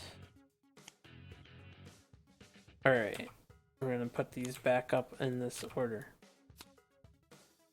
This is going to be risky, but I am going to do this. I will surge and attack. No pounce this time. We will attack with Nina again. Unfortunately, Nina just had a horrific miss.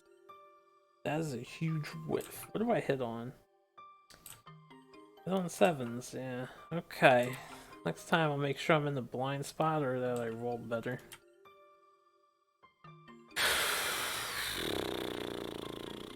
Alright, I need to mill these cards. We will have Zane go next. Zane will move 1, 2 right here in front of it. Actually, 1, 2, 3, 4. Yeah, I can't get behind it unless I have 6. No. I do have a speed token, so we will use the King's Spear weapon and attack. I have a perfect hit and a 6, which is also a hit. Perfect hit doesn't do anything on me, so we have 2 hits. Alright, we're gonna do it in this order. So let's attack the first one. That is a failure, pretty sure. What do we have? 3... oh shit. 9, 10, 11. Do I have any more strength from any more sources? No. So I wound on a 3 too. Man, if only I could get the... oh, this was impervious anyway. We didn't crit it. I need a 3 for this. That's a crit. The intense blow causes the monster's heart to skip a beat. He's knocked down! It's funny how the model just phases through. Alright, we knocked the bastard over.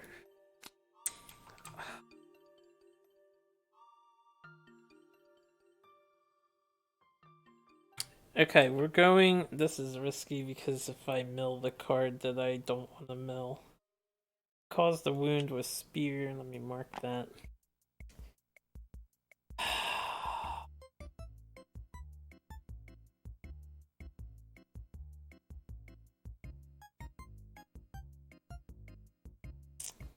I should have moved Tiki.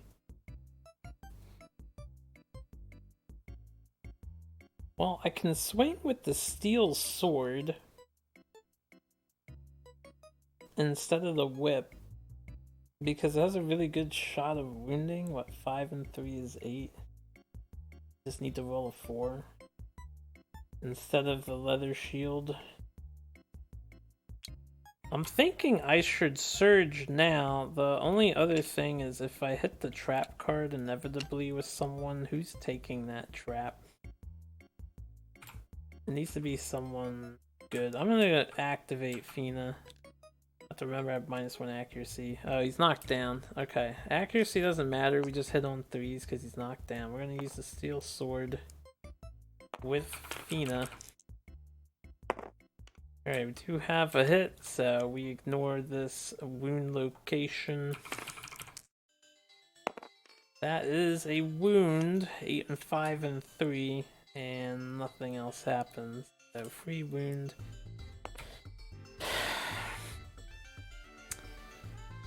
I want to crit the glorious armpit because I think in the long run it's better for me to do that.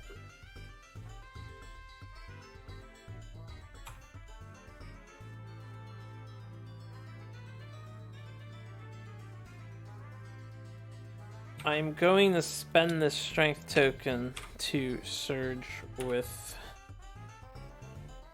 Tiki, and we will scry. Where is it? Still not up here. The hard beak is really tempting to destroy.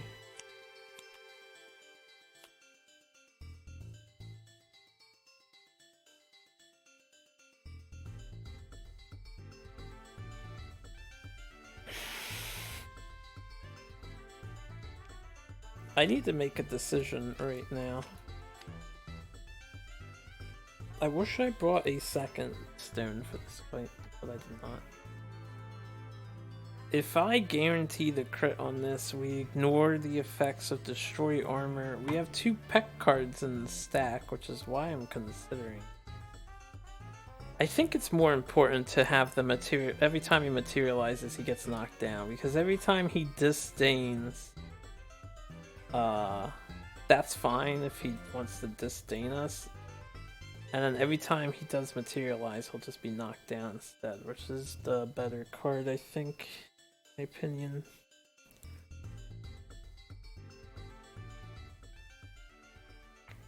Which means I just want to mill these while they are up.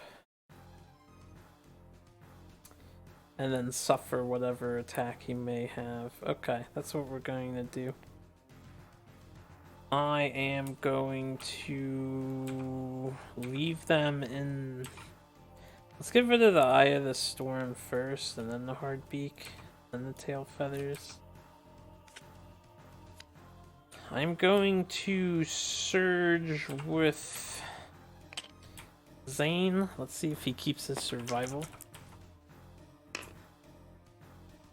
He loses his survival. But we will get one more King Spear stab. Alright, we whiffed. That is a huge bad. It's a big bad.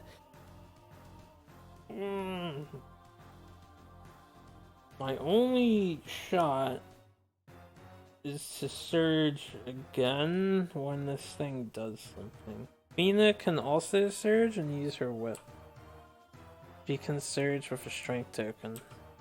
Probably won't wound, but I'll at least get rid of the cards. I'm gonna do that. We're gonna surge with Fina, using the strength token to do it because goddamn apathy is cucking me hard. We're gonna Hunter's Whip. Alright, I have -1 accuracy, so this hits on a 7. It hits on the 3s. Not. Oh, they hit on 3s. It's knocked down. I got. Oh, wait, hold up. Back up. I got 3 hits. I'm not surging with her yet. I got 3 hits with the spear. I didn't mean to claim the dice.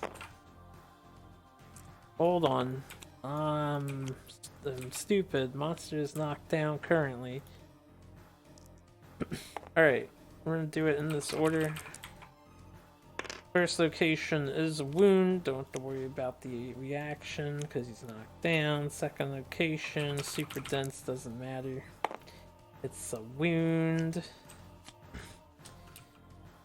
We have 6 strength, by the way. What is it? 6 and 3 is 9, and 10, 11, 12. I just need a 3 or higher. So that's a wound. No reflex, no crit. I wish I crit that so bad. Wouldn't mind critting this. Would be a nice bonus. No crit, no feathers. Okay, yeah, now I do not surge with Fina unless I want to block with her, but he was the last to wound. Nina is disadvantageous because she's probably getting targeted. There's nothing I can do about that. She hasn't critted as much as I want her to.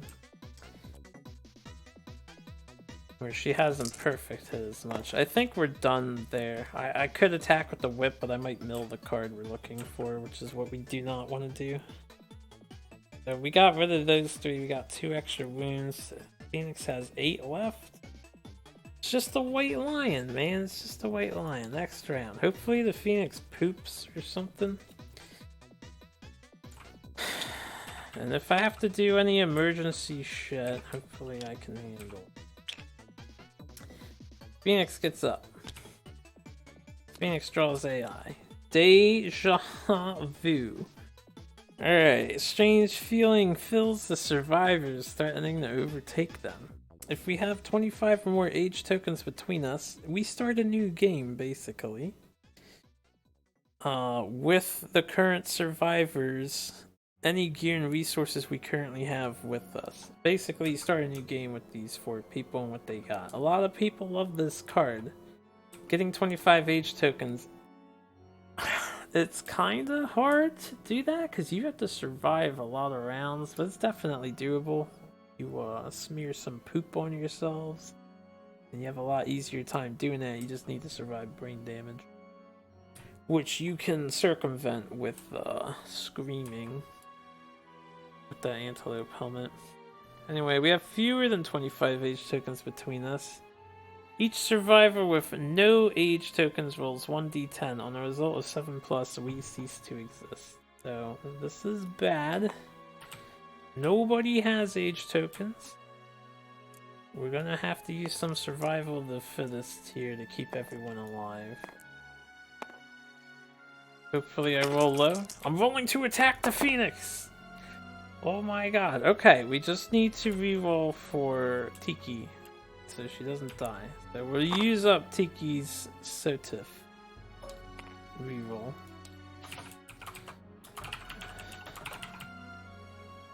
And remember, you can use as many survival of the fittest rerolls as it takes. So we need under 7 here. Thank god. Okay, so we need to get rid of Deja Vu. But otherwise, we lucked out. End of the Phoenix's turn, he will basic attack. Before I do this, I'm going to put Zeal here. I do apologize. Let me do my stream thing. You guys can skip ahead in the video, but I need to use the bathroom real quick. So let's put on my break screen. I know, as a usual reminder for anyone new here to my channel, I don't have video editing software, so I do it all live, and I do it the best I can. Please support me. Alright, I'll be right back.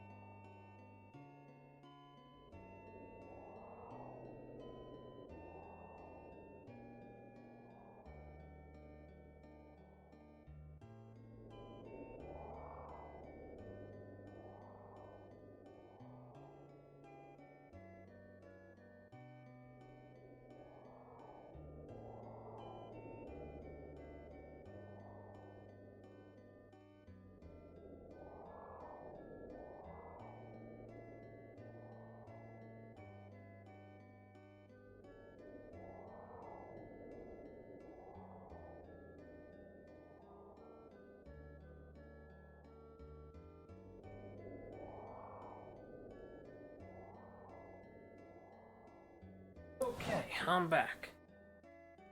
Sorry about that break. I didn't want to try and hold it, because this fight will probably take a little bit longer to get to. I don't know, we're getting...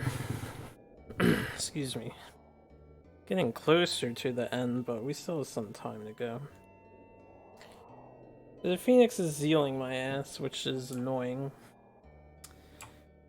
As Deja Vu does not stop zeal.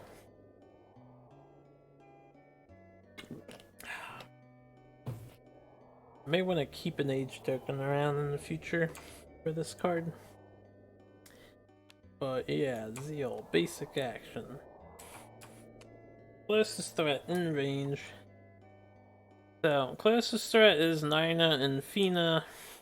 It's a tie, and unfortunately I am playing the rule of death. I say unfortunately because I would rather Fina get hit than Nina, but Nina is obviously the target because it's more advantageous for the monster to kill her. So it is going to give Nina an age token and face her and fuck her day up. Before I let this happen, I really can't do anything to prevent this from happening. We got 3 dice, 3 damage apiece. Hit. That missed, I think. Do I have 2 evasion? I do have 2 evasion. So 2 misses, only 1 hit. I wish I had a survival. It's really aggressive this game now. Alright, 3 damage to the waist. That's the best possible results. I get a bleed token, and Fina is like, oh my god, you're bleeding. 2, 3, 4, 5, 6, 7. Alright, so Nina's knocked down, Fina's knocked down. Probably the best possible result that could have happened there. Let's get pretty lucky. That is the end of the monster's turn. We will stand up with... Zane is the one who can't, right? Who else is apathetic? Her? And her. Right. Zane's the one who can't stand up. He can't use masteries. He's the one who's frenzied. Fina will get up. Nina gets up. Damn move.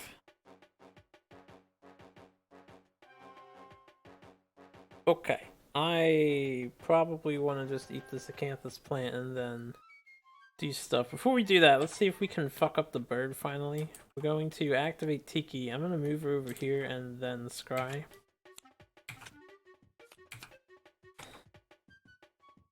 Where are the armpits, man? Okay, this is good.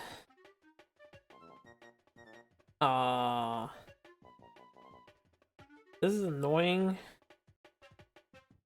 because it knocks you down. Like, even if you suffer severe destroyed genitals, you get knocked down, right? Yeah. Means I have to, there's no opportunity to spend the survival and pick them up either. I may want to do this first and just cancel the attack. This is fine.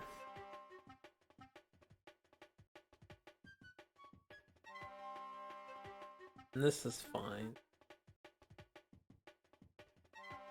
I mean, I could crit this.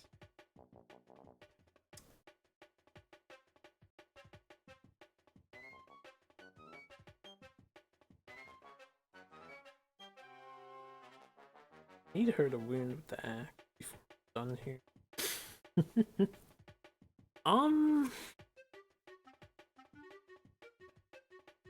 None of these are the location I want though.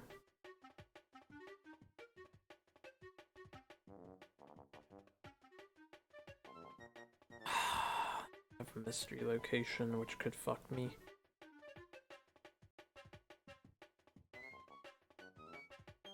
Apathy is single-handedly making this way harder than it needs to be. Because Zane has an extra speed, I could fist and tooth, which is a 6. 6 and 6 is 12, so I need to roll 6s to win these. That's not bad. The only reason why I want to do it is because I will probably miss. Like, if this thing hits 3 times, I get a mystery card, and if that card is the Glorious Armpit, then my entire strategy has been pointless. I should have just critted the beak. I need to get the armpit. If she's out of range, fortunately.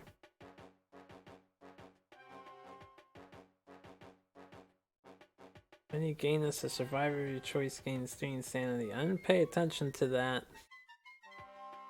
When I got the Phoenix Finger, I would have given Nina more insanity because it's important for her to get rid of the age counters without a problem. So we're gonna do that now.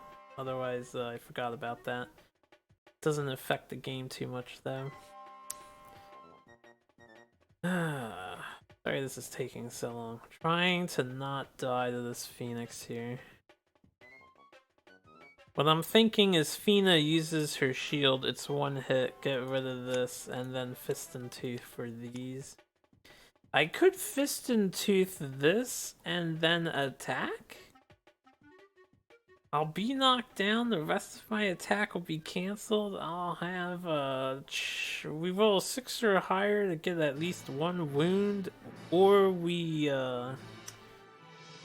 I just realized if I accept this and I get destroyed genitals, then Fina is knocked down. I need Fina to block and take a fucking hit.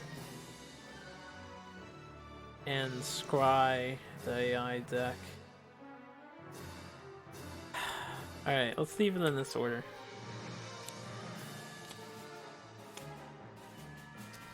That was Tiki's turn. We're gonna do Nina first. 1, 2, 3, 4, 5, 6. I'm gonna move her here. We're gonna check this acanthus plant. That is a fresh acanthus. Nice. That will save my life. Hopefully I don't have to use it. That will save my life, maybe. And you can eat this at any time. So. Also, this brings up a rules question. I'll bring it up to you guys if it happens. Don't worry about it yet, though. Alright, so that was Nina. Tiki Scried. I'm gonna enact my plan. Fina will activate first. We will attack with the round leather shield. Would be amazing if this works. Okay, we missed with the round leather shield. Right, I need an 8+ in order to hit. I didn't think about that. Should have attacked with the sword.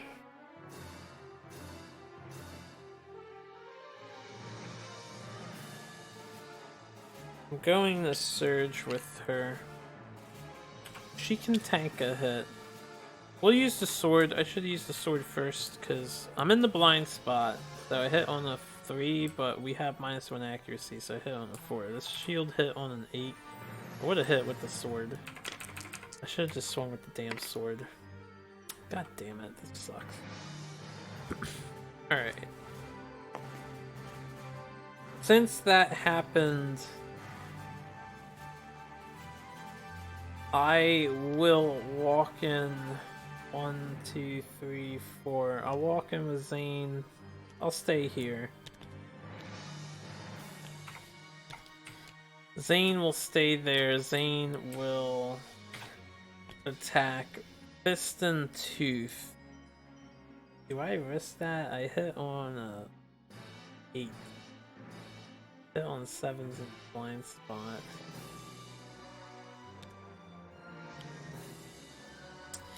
I have to have a threat. She's not a threat in the back. Man, I misplayed. Can I just say I used the sword on that first attack? I didn't mean to use the shield. Alright, that's fine. It's fine. Live with your mistakes. I think I am going to use the spear. I think I need that extra chance to hit with spear. We're gonna use the spear. I'm gonna use the spear. Let's use the spear. Alright, we got hits. So that's 3 hits. These cards are all going to be milled.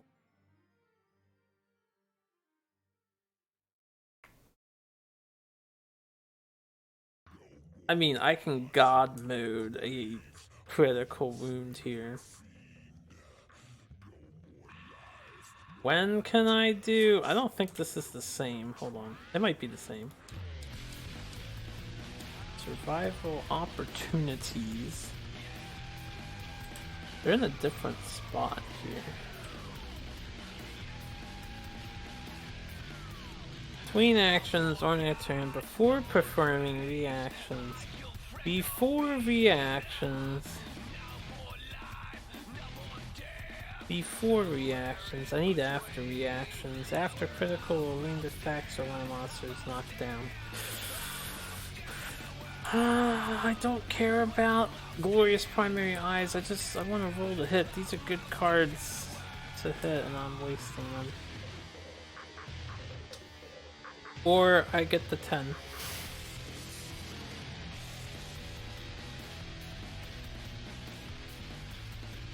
I should have did Fist and Teeth, man. Would have had 2 hits and I would have gone for it.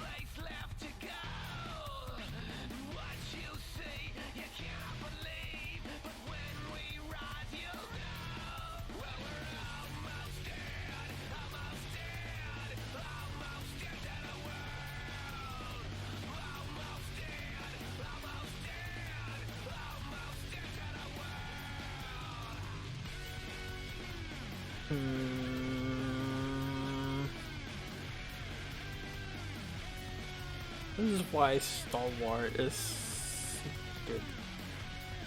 Actually, Stalwart wouldn't stop this knockdown here. Not intimidate.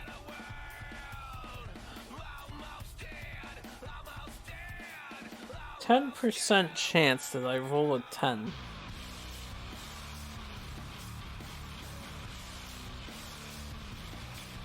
I think I should at the very least cause a wound here. I don't care if he loses his genitals, and if Fina gets knocked down, that doesn't matter either. We can get back up at the start and last turn.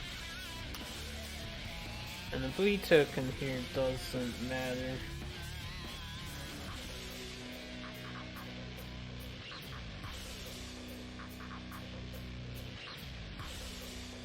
I'm gonna do it.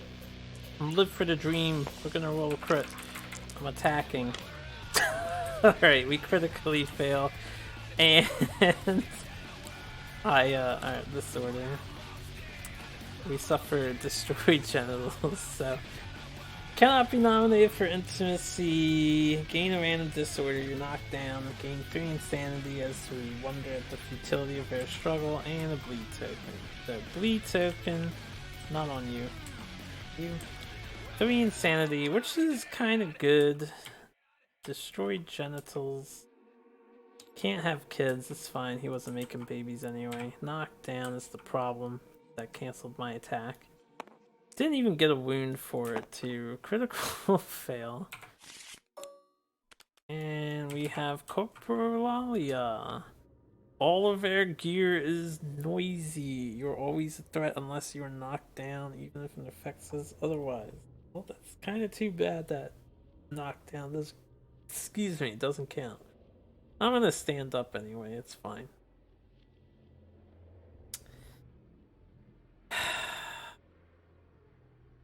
This is my attack. I had to live for the dream. Alright, we will end our turn here. I can't risk a surge because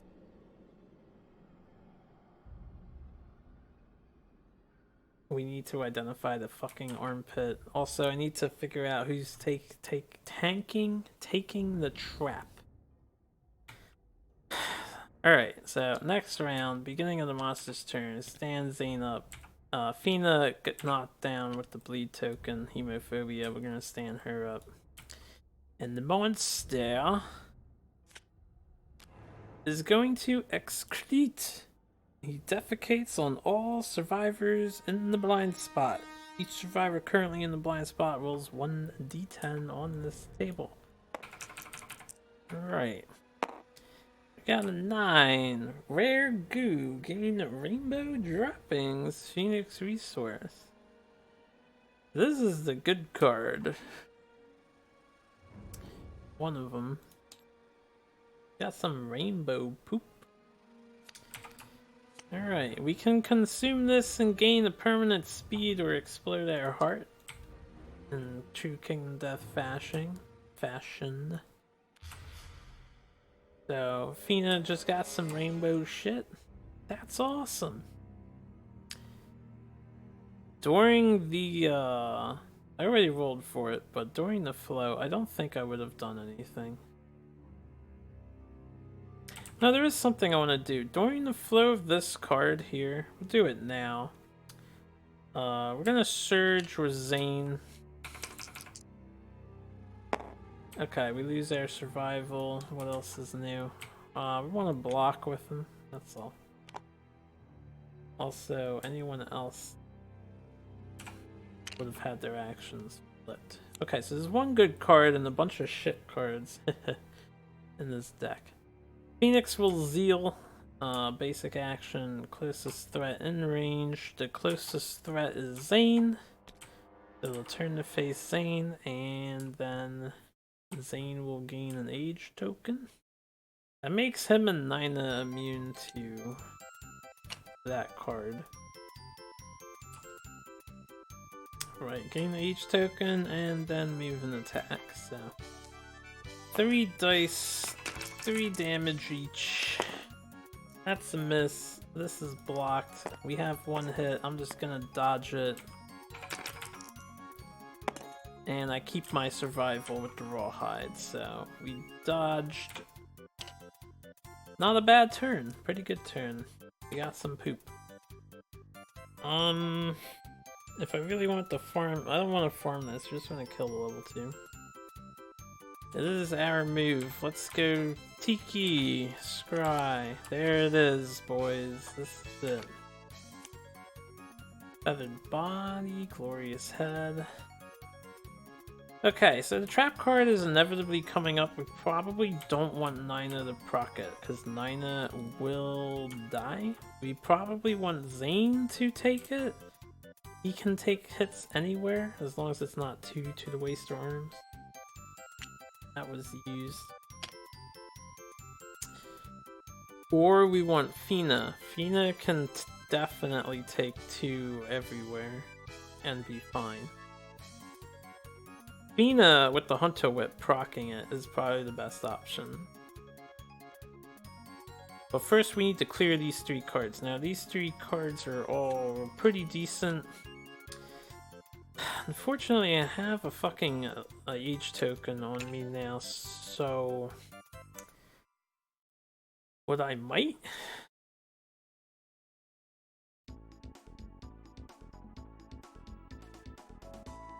Do I pounce with Nina? She rolls 5 dice. That's stupid.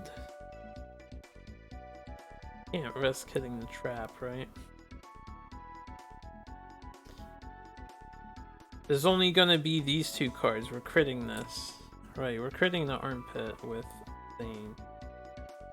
You know, Zane can take it too. I'm gonna have Zane attack and then Fina can attack. Alright, so we'll leave it in this order. Making sure this is on top.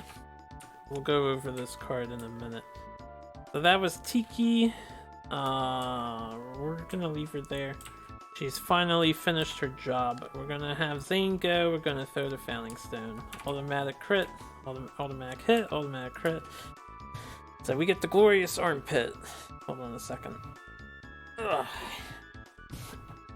I need to adjust my seating here. Alright. So we damage the monster's liver, destroying a unique filtration system. Persistent injury, ruined liver. You replace the following abilities definitions. Displacement.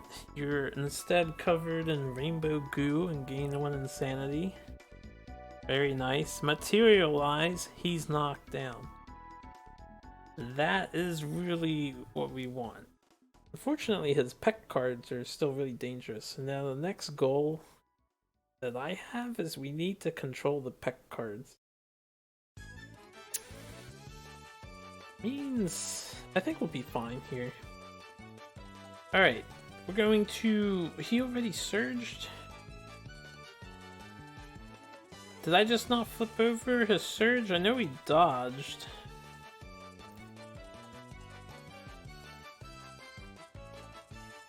I'm trying to think, do I actually have my surge, guys? I need you guys that are watching this to somehow let me know in present time because it's really important. I didn't attack with him. I did dodge with him.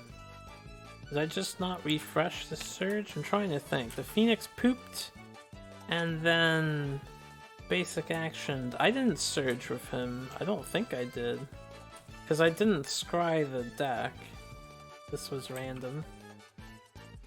I think I have my surge. I should have my surge. I apologize if I don't because I want to use it now. We're gonna surge with Zane to actually attack.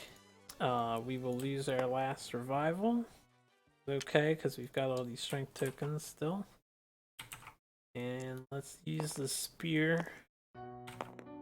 Pointy spear. Alright, we have a perfect hit, and that's the only one that hits, so that is kind of problematic. +2 toughness to wound. And that's probably not 14. We got 6 3s, 9, 10, 11. Alright, so no wound. That is annoying.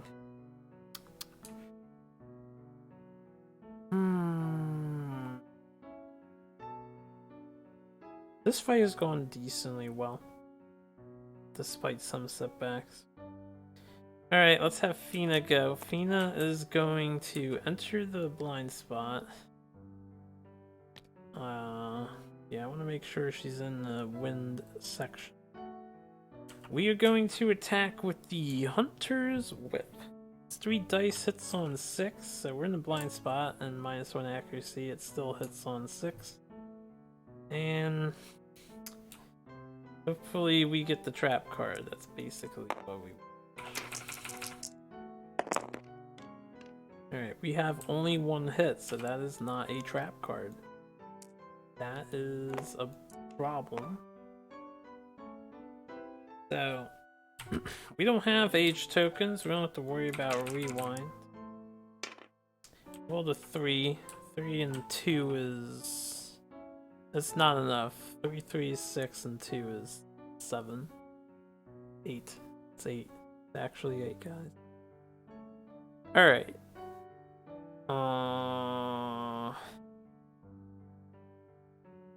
And I cannot surge with her. I have 1 more surge.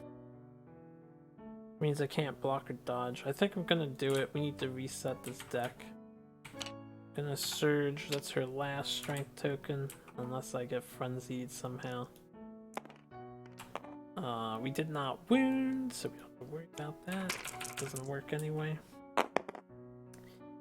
Alright, 1 more perfect hit and the 5 does not hit, so this is only 1 more hit. Perfect hit doesn't matter to me. Maybe I can fucking crit this? Oh, it's an 8! So 8 and 3 is 11, and 1 strength is 12, so we do wound. Oh yeah, it's -2 toughness too. Alright, no crit. No Age Eater, that's fine, I guess. The trap card is actually one of the last 3. This is a problem.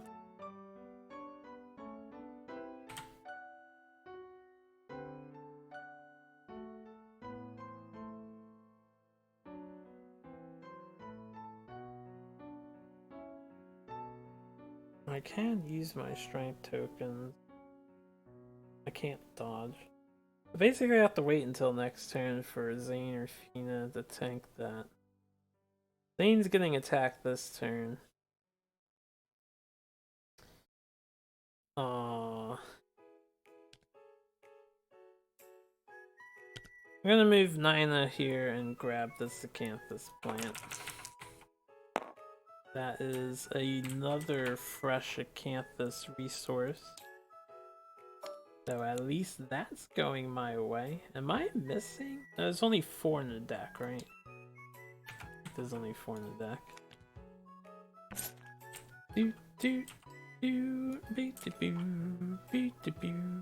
So we're pretty safe on Nina. And that was everyone. Let's go to the next round. Hopefully the Phoenix just knocks himself down and gets completely wrecked. I need him to get knocked down. Pitying Sigh. All survivors that are in field of view. Alright. So, Fina is not in field of view. Everyone else is in field of view. So they gain an age token. Zane, Tiki, Nina. That means the legendary card's not that scary anymore. I should probably remove these age tokens. Target is insane. They laugh in the face of the monster's ignorant condescension. They may spend 3 survival to gain 1 courage. Otherwise, target suffers 2 brain damage and is knocked down. Alright. I need to interpret this card too.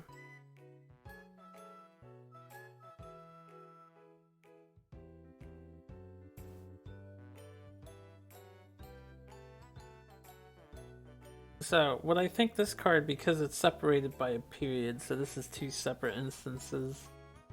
Again, not something like the Antelope where it has to happen. It also says otherwise. So if we're insane, we may spend survival to get a courage. Otherwise, if we're not insane, we suffer brain damage. So, Fina is insane. We cannot spend survival. Oh shit. Now this says you cannot use survival. Can I spend survival to gain the courage here?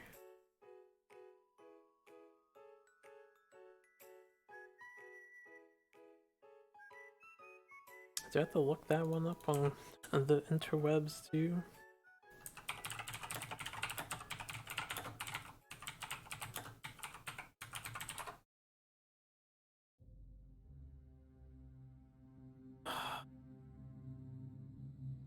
Alright, I'll maybe look into that discrepancy later as a text issue.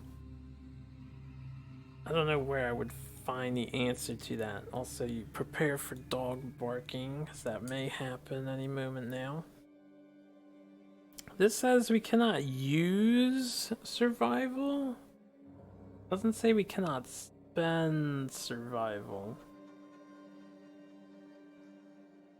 Let me,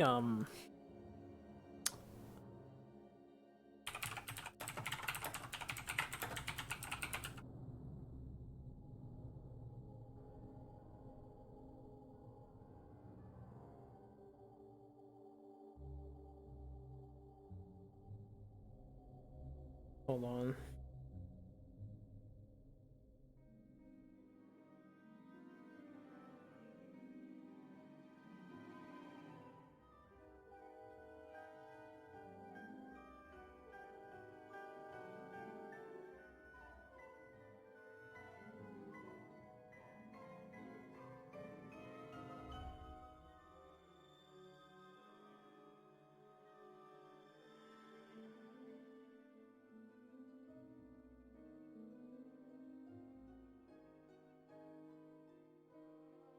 No one's really answering my question.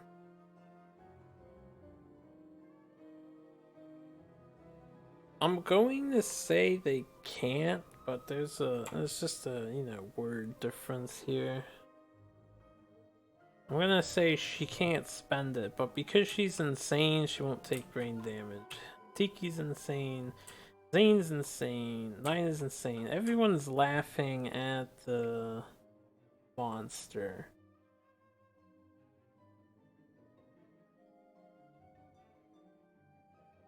Actually, Fina didn't even get targeted by this because she's in the blind spot. So she's not laughing at the monster, but the other three are. I mean, Fina's getting pooped on back there, so she has no idea what's going on.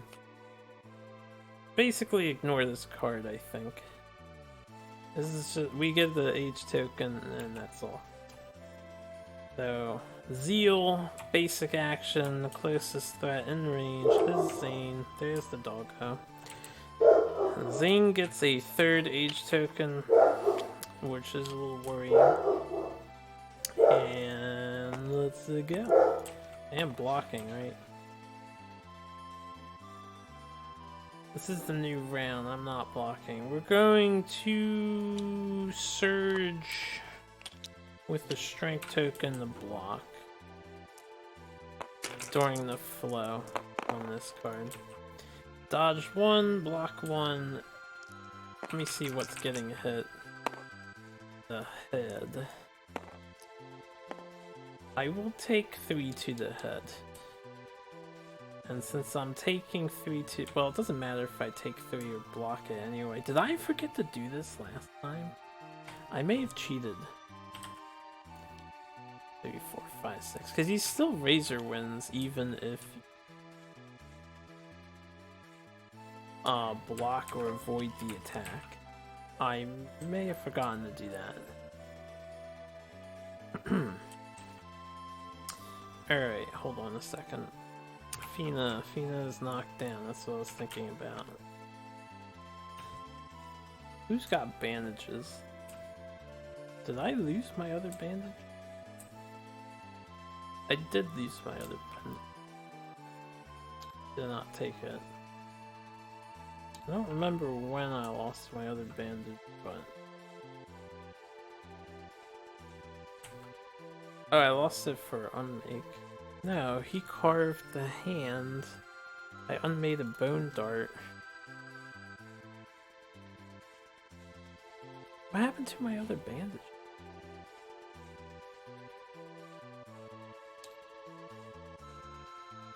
They're definitely not in this pile of equipment.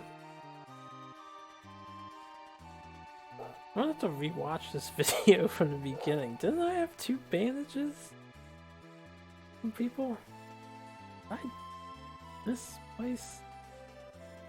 I don't remember losing my other bandages. Alright, I'll look over this again.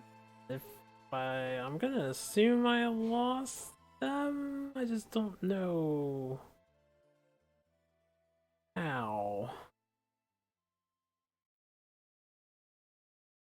They were unmade, I would have got the hide for it. What did this guy? This guy had the founding stone.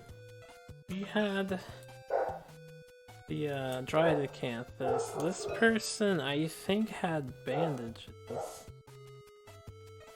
Oh, the sword and shield replaced it.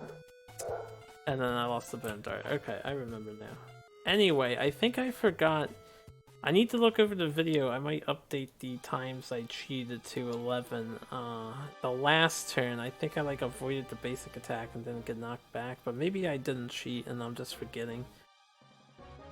It's too much information to think about playing Kingdom Death alone. Alright, so we're gonna let Zane get hit by that. I could just dash out of the way, but we'll just tank it for now. I don't think it's a big deal. You guys get to listen to the ruckus downstairs. This is used. It's our turn. I will use Fist and Tooth Mastery to get up at the start of our turn. Zane can't do that. Zane is frenzied. We need to pick him up. Which nobody can do that except Nina. The other ones will stand up though. Zane, Alright, I'm gonna change my mind on this. Fina's not knocked down. Sane's not knocked down. I'm gonna take the hit from the attack, but I'm gonna dash. This is the monster's turn, still the basic action. I will dash out of the way. We'll dash to there. I think that's the best decision, and then it's our turn. Which I did flip everything over. Yeah, we're gonna do that instead. The reason why we're gonna do that is because he might need to take the hit anyway. We're gonna go with Fina. Fina is going to attack with the Hunter's Whip. Hopefully I can roll better. So we're in the blind spot. Alright, 8, 10, there we go. We got 2 hits. Show me the trap. There we go. Thank God. Perfect hit. Doesn't do anything for me. Alright, so time stop. Everyone's doomed. Cannot block or use fighting arts. The attacker is caught helpless. All attack rolls hit on a 2+ regardless of any modifiers. In play, we get basic action. So, basic action. 2-2-2. Wow, would have dodged it all if it wasn't for this clause. So it's 3 hits. We cannot dodge. Actually we can dodge.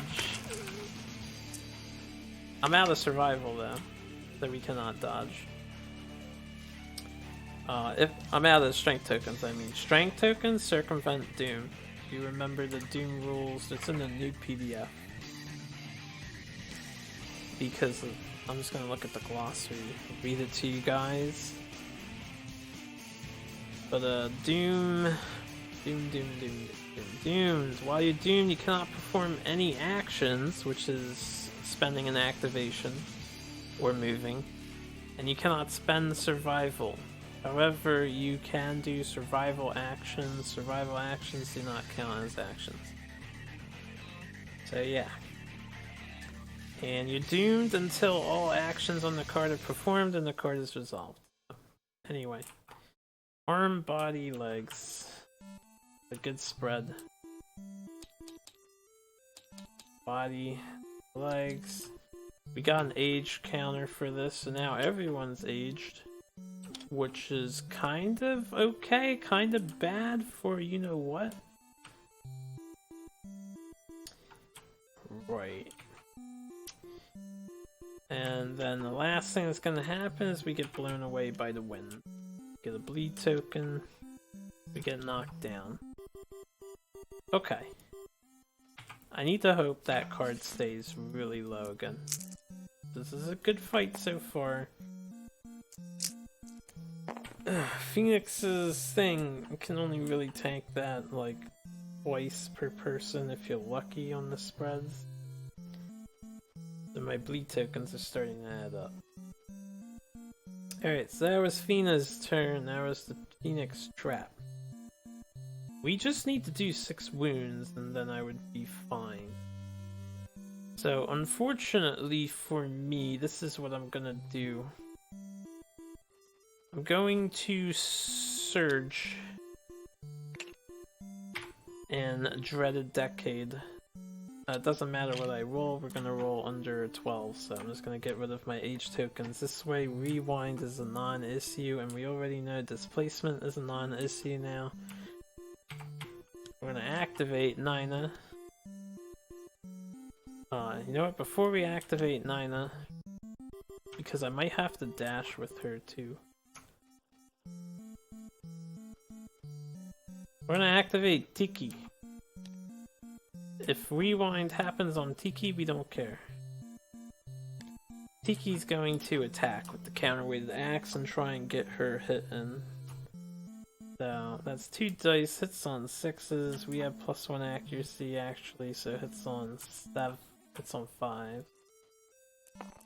And if we can get a 10, that would be better.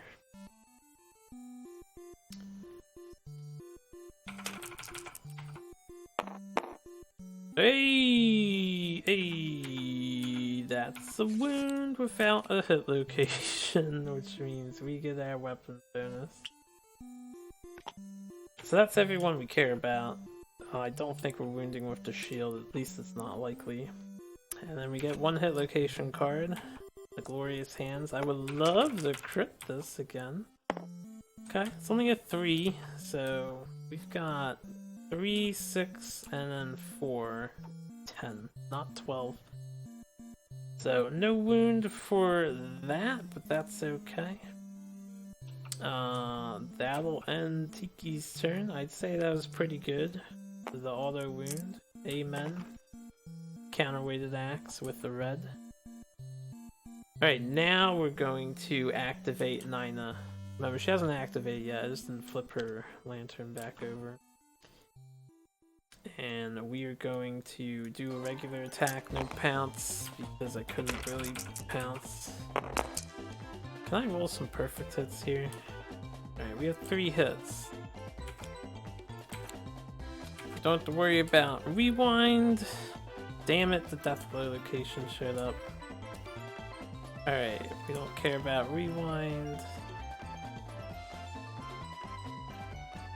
It's a good thing I did that. So the order of this doesn't really matter. We will not get death blow benefit. I mean, I could hit the trap and reset it. I'm not going to do that intentionally. So let's roll a wound. We do cause a wound on the Glorious Soft Belly, because it's like 8. That's 12 right there without all the 13, 14, 15. I think it's 15 without the pound. So, cause a wound. That's gone. Second location. That's also a wound. Was it 6 and 4 is 10, and then this is 11, 12, 13. So our minimum to wound is a 5 at the moment since I burned my strength tokens. I still have 1 left. -2 for death blow. Alright, that's a wound as well. -2. All I need to do is 3 more wounds, so we may as well surge it up and try to kill this guy with our dagger user. 1 perfect hit. Finally. Dagger hasn't really been working out too well. Only 1 hit. That's not a good roll. And it's the tail feathers. Trying to crit. That's so good. We need these resources. This is going over great. We get 1 small and 1 tail feathers. Man, no wishbone, but if I can just get lucky. Ooh, tail feather, small feather. Alright, I'm getting too excited too soon. We have 2 cards left. We need to get rid of it. Tiki went. Zane, it's pretty much up to Zane to kill it now. And then if there's a flow on the basic action, I can try to kill it with Zane. He's the only one who can surge. So oh man, this apathy sucks. Alright, Zane is the superhero. Let's have Zane go. We need to not hit the trap. What is this? Oh yeah, he's noisy. Spear up the ass. That's all we want to do. Spear up the ass. It's a perfect hit. That's a hit too. Perfect hit doesn't do anything for me. I don't think. Soft lower gut, good location. And we don't... Okay, we do care about rewind. I need to crit the Glorious Eye here. Otherwise, this gets undone.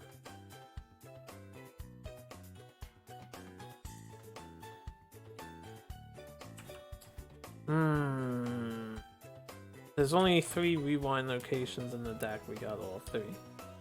I guess it's better than getting the storm location, but I'm gonna have to survive another round. Unless I god mode this.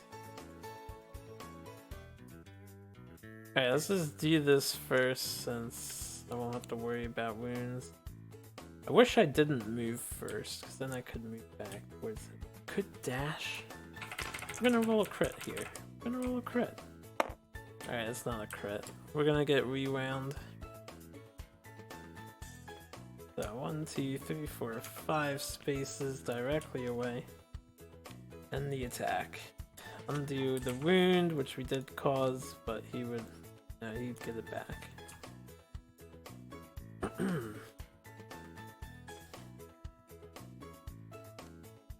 Damn it. Only this liver stopped his rewind ability, but no, it only stops his teleporting. Not his time manipulation. Nina is currently the target, which I don't like, but there's nothing I can really do about that. I'm gonna be aggressive as hell here. We're gonna dash. 4, 5. And we're going to surge. Lost my strength tokens. This is desperation right here. This is probably a really bad move overall. 2 more hits. If it just basic actions twice, it'll hit Nina once. Eye of the Storm location. That's okay. The Nina and Zane are in the Eye of the Storm. First location is a failure. We do not have crazy strength anymore. So, no wound, no Eye of the Storm effect. And this one, a 7, 8, 9, 10, 11, 12. This is a wound. Watch, this is the legendary card. Alright, Zane and Nina gain an insanity.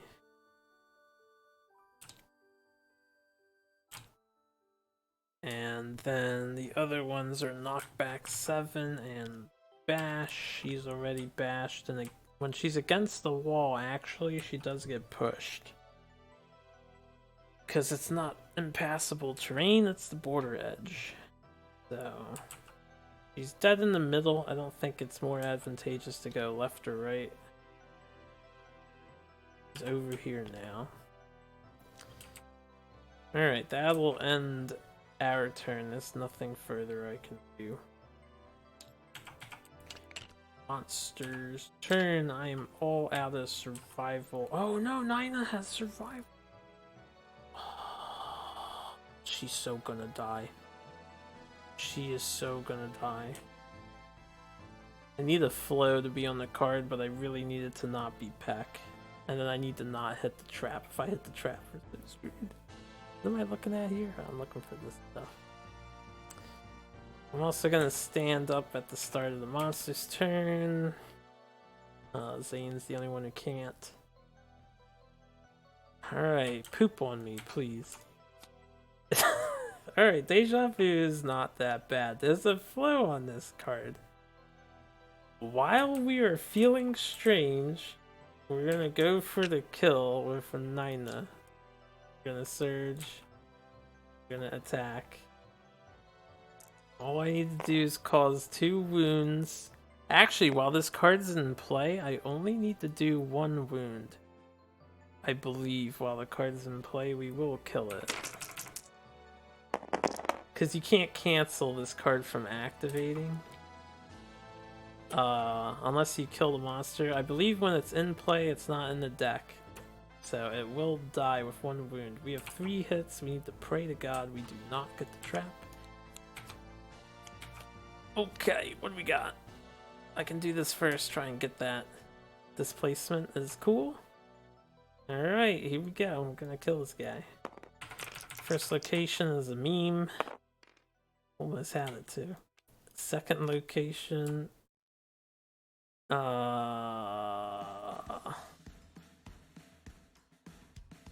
gonna do this one first because I might get a random Phoenix resource for it. Yeah. Alright, we get a 7. Do I beat 14? It's 7, that's 10, that's 11, that's 12, 13. Oh, it survived! Last chance, please roll high. Okay, we kill the monster. During Deja Vu on the float, he has no cards left. So I think he dies here. This doesn't like get discarded. He is simply dead. I'm pretty sure that's how it works. Critting this location, I didn't get it early enough, but turns out we didn't have to. So yeah, there's a level 2 Phoenix fight. I'd say overall it went pretty well. And I wasted my stone. I thought I would need that location gone, but I was pretty aggressive. Worked out overall. Alright, let's reap the rewards. This is a level 2 Phoenix after all. No one died. The way. Didn't farm all the stuff on the ground, but that's fine. Not what I want to do. I feel like level 2 Phoenix is too dangerous to just do that unless it's really late game and you're really able to cremate it. Alright. So, rewards. Level 1 and 2 is still only 1 hunt XP for the Phoenix, 1 weapon proficiency level, and rewards. Anyone with an age token gains 1 understanding. So let me do one thing at a time. Let's do the hunt XP. Ina already hit age 1. Yeah, so she's just back to that. Kiki is back up. Zane already hit age 1. Yep. We kind of got some extra use out of Nina since she lost her experience. We leave this stuff to the side. We got a ton of stuff this fight. Got a ton of apathy too. I was really worried with the apathy. But this worked out great. Get 1 weapon XP. 1 weapon XP.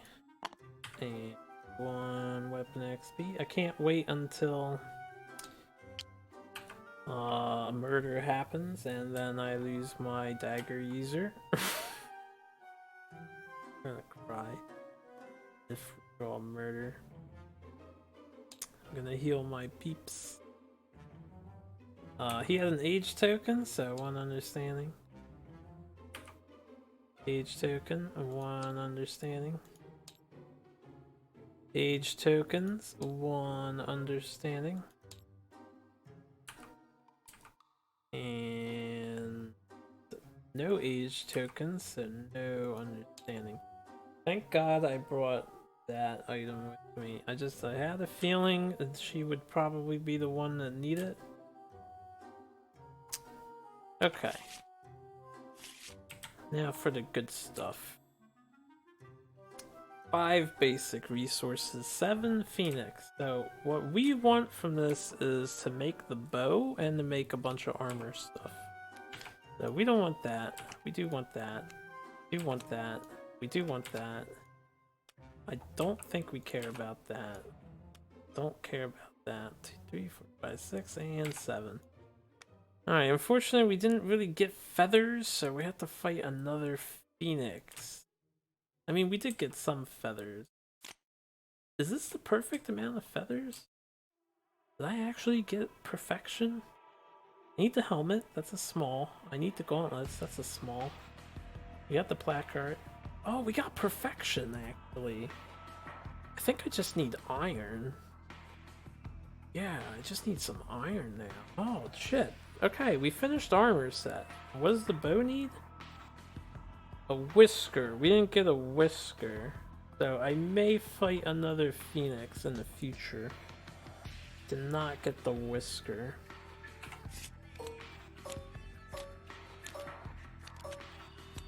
Was it next? No. Where's that whisker? I'm just curious. Ah. 4 away. Alright, anyway. I need to check over all the items for random stuff. It's gonna be... shit. It's gonna be... The bow is not necessary. I may stray away from the Phoenix. See, as you can see from doing the Phoenix hunt, like the hunt phase is a little nutty for the Phoenix because his hunt events, quite frankly, they suck. Unmake sucks. We got really lucky on unmake because it didn't unmake our sword and shit. The chance of dying on the Phoenix hunt is very realistic. I do plan on fighting a level 3 Phoenix down the line. Maybe I can take on the Golden-Eyed Emperor as well. I don't know how well that's gonna go. This is a pretty good haul. I can upgrade my spear. We'll worry about what I can and cannot do later. Oh yeah, right, that's what I was checking. So we get 1 insanity for that. Making sure none of these say anything. I already did that. Okay, I think we're good. We finished the armor set, so I can't ask for much more than that. Thanks, Phoenix. You definitely paid off the level 2. 1 insanity, I will give it to Nina. Okay, we get our endeavors. I think we get 5 because Nina tinkers. He tinkers. Everyone else doesn't care, and that's it. I think that's it. Alright, if we have face painting for a level 3 plus Phoenix, we would do something extra. So, good hunting. Let me... Right, we got our 5. It is the new year. It's Launching year 15, nothing's happening. We have a butcher fight coming up. I'm gonna need that extra bandage. Okay, this is a good event. So, lights in the sky, a spectacular light show erupts against the limitless darkness above. And it lifts all of our spirits. Our imagination is set aflame. After rolling for any endeavor, we may add +1 or +2 to the result. We do have graves, so we can do the first thing if we want. It's good if you need to make a super tank for a really bad fight, but not necessary. Do a face painting, which automatically can get you Stranger in the Dark or keep exotic. Is this a typo?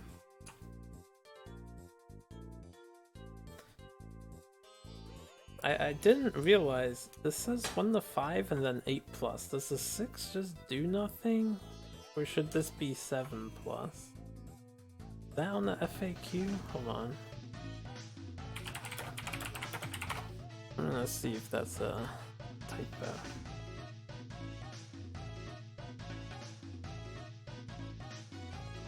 Alright.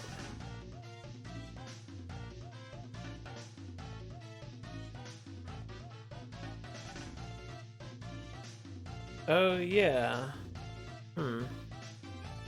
Okay, I didn't see my question answered, but you get +1 or +2 to all of these, so I suppose technically it doesn't matter that the 6 is not there. That's so strange. We have this too. We don't want Skull Eater. Getting a 1 to 5 could be really cool, especially since we're romantics though, so I'm gonna have a lot that I need to think about. Getting a 6 or higher on that is not good at all. We've been pretty blessed so far with settlement events. I don't think we've had any really disgusting ones. So yeah, let's just move this stuff over. Probably keeping this fresh acanthus as fresh acanthus so we can cook later. Broken lantern at 5. I am gonna need to make some iron. I think I need to see... We're gonna make another armor piece, probably the helmet. And then bone, hide, organ. The mucculent droppings make anything? Pustules. Can make a hollow point arrow. Hollow sword. The hollow wing bone, I actually don't. Oh, I did need for the helmet. Okay, it's a good thing I got it then. Also makes Sonic Tomahawk, which is a good weapon. What is the Tomahawk? An axe? I was planning on giving this one a good shot, but we don't really need it. I think it might be high time I finish my dagger build so we can move on to potentially dangerous beasts. I'm gonna do all that planning later, of course. I don't think we need this poop for anything. Maybe in the barber surgeon, which is pottery available to me? This stuff is so I can innovate. Organ, scrap. The fact that this counts as scrap is kind of strange. Don't ever question that. Got 2 pustules, extra hide. Got a mystery skull, wrap, organ. Alright, I'll keep the poop for now. Why not? I don't know if it's for anything. We're gonna innovate before I end this video, as always. Wanna at least do that and then plan out the rest of the settlement phase. So, sculpture. Sculpture is good.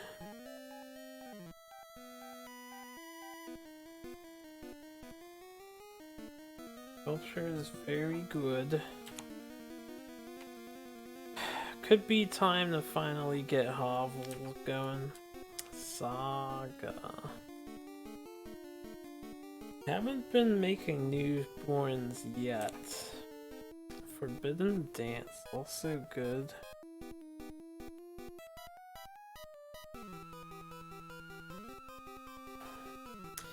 I forget, what's the consequence of Forbidden Dance? I'm gonna look that up. Heart flute.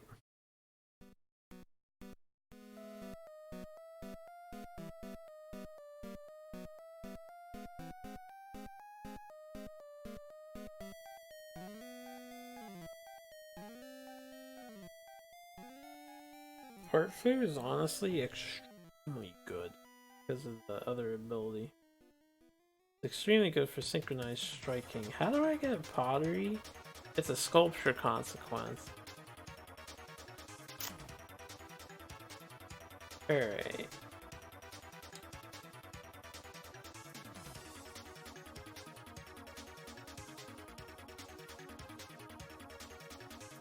We are halfway through the campaign. I should think about trying to get Clan of Death. But we still don't have to rush it.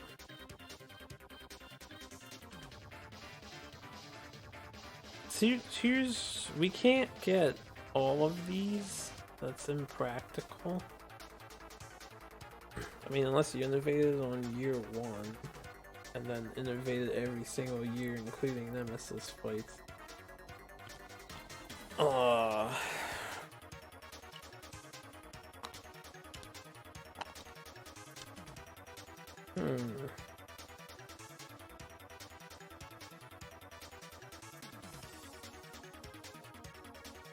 I'm actually not too concerned about Saga.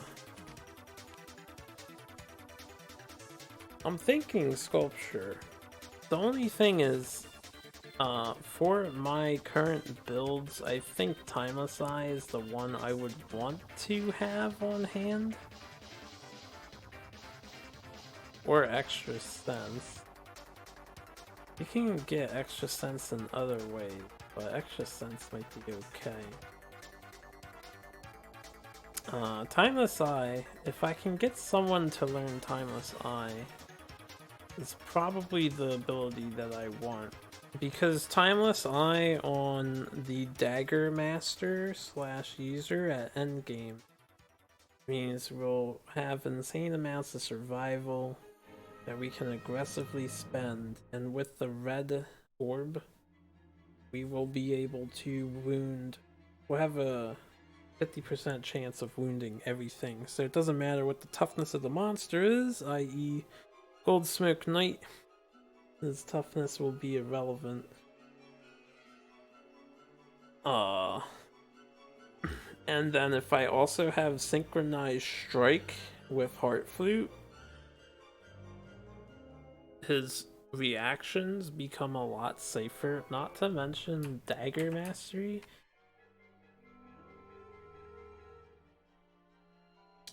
Dagger Mastery lets us just get extra hits in constantly. We get extra hits in for survival. And if we fail, we get to try and do it again. The dagger is like my main damage dealer for this build. For what we're doing. The other thing we're gonna do is we're gonna have a big tank. We're gonna have a raw damage Phoenix. What do? They jump. No, they don't jump. That's the dragon armor jumps. They charge. We're gonna have a charger and then a support. So like 2 tanks, a charger and a dagger slaughterer. That's the idea. So with that in mind, if I want to make the characters I want to make for endgame, these are the 2 that we want.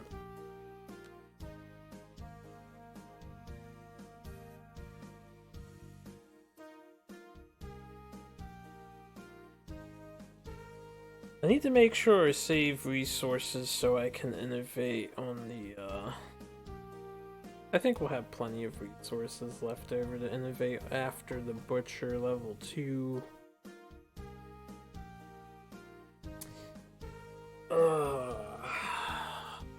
Lena is probably going to master Twilight Sword. What happens when you master that?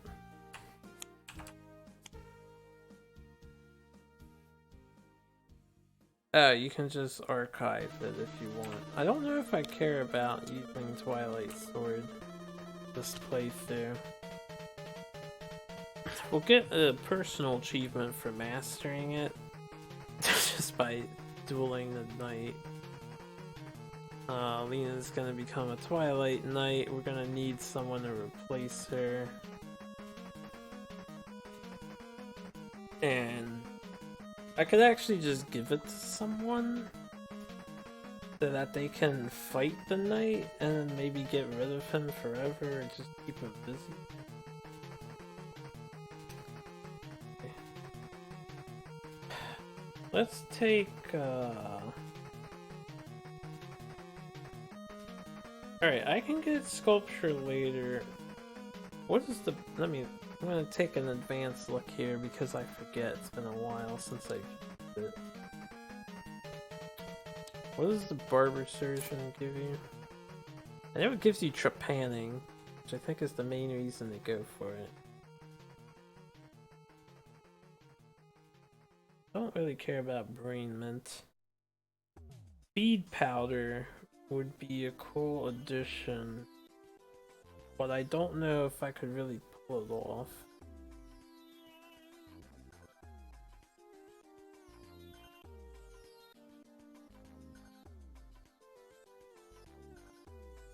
Musk bombs are really good. Scavenger kit, almanac we're gonna want to make so I can do some achievements I have in mind. Bug trap is pretty good because we're gonna want to farm for cooking. Alright, I think my next goal, we want pottery. So I'm gonna take sculpture for now. This is art. Even though I can't really make use of it, I kind of do want the hovel just to start doing that stuff, but we're gonna ignore the hovel. And we need sculpture consequences.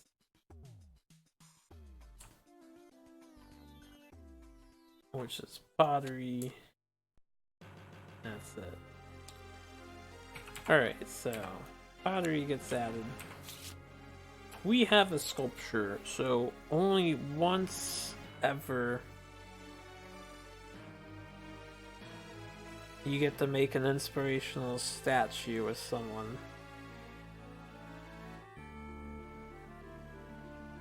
So we want to get timeless eye on this, I'm pretty sure. I'm going to take a peek here at all of these.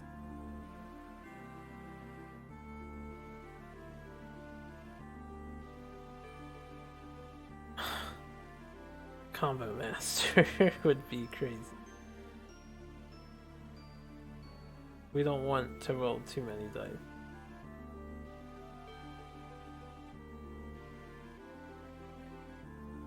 Yeah, we want timeless eye.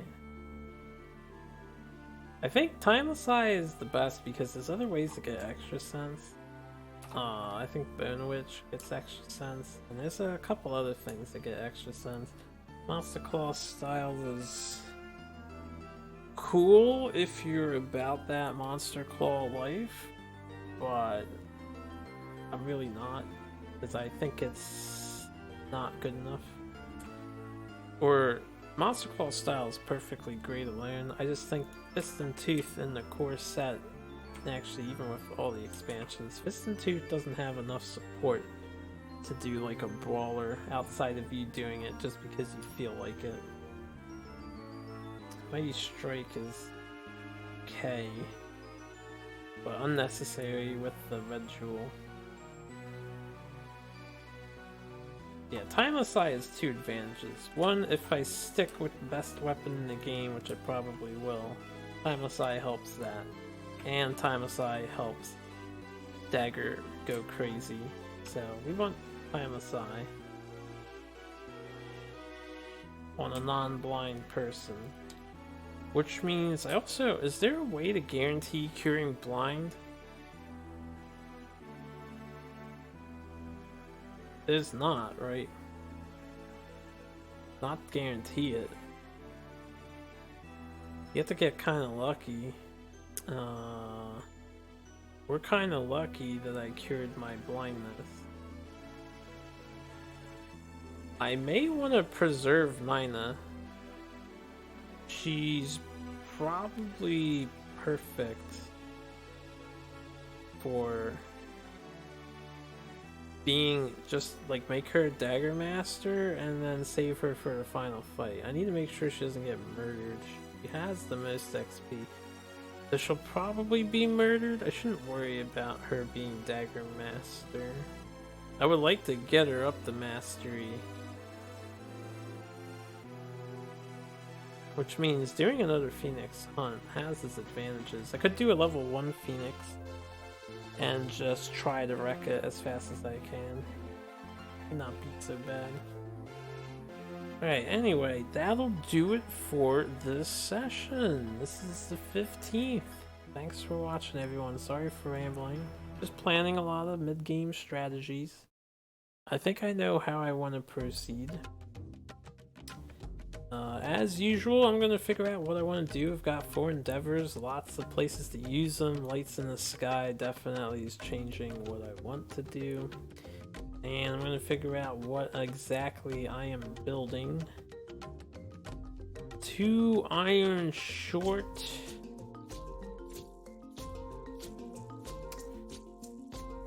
If I do scrap smelting,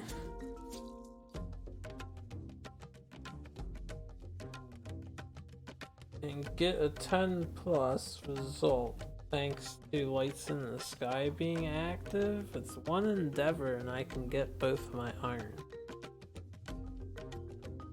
I can even use Survival of the Fittest rerolls to try and make that happen. We would just need an 8 or higher. Yeah, I have a lot to think about. Anyway, I hope you guys enjoyed. We totally kicked that Phoenix's ass. I bet I made it look easy. It's that has the potential to go horrifically wrong. We probably lucked out because we drew the best legendary AI card. In my opinion, the other two hurt a lot more. Probably would have killed someone actually if one of the other two was there.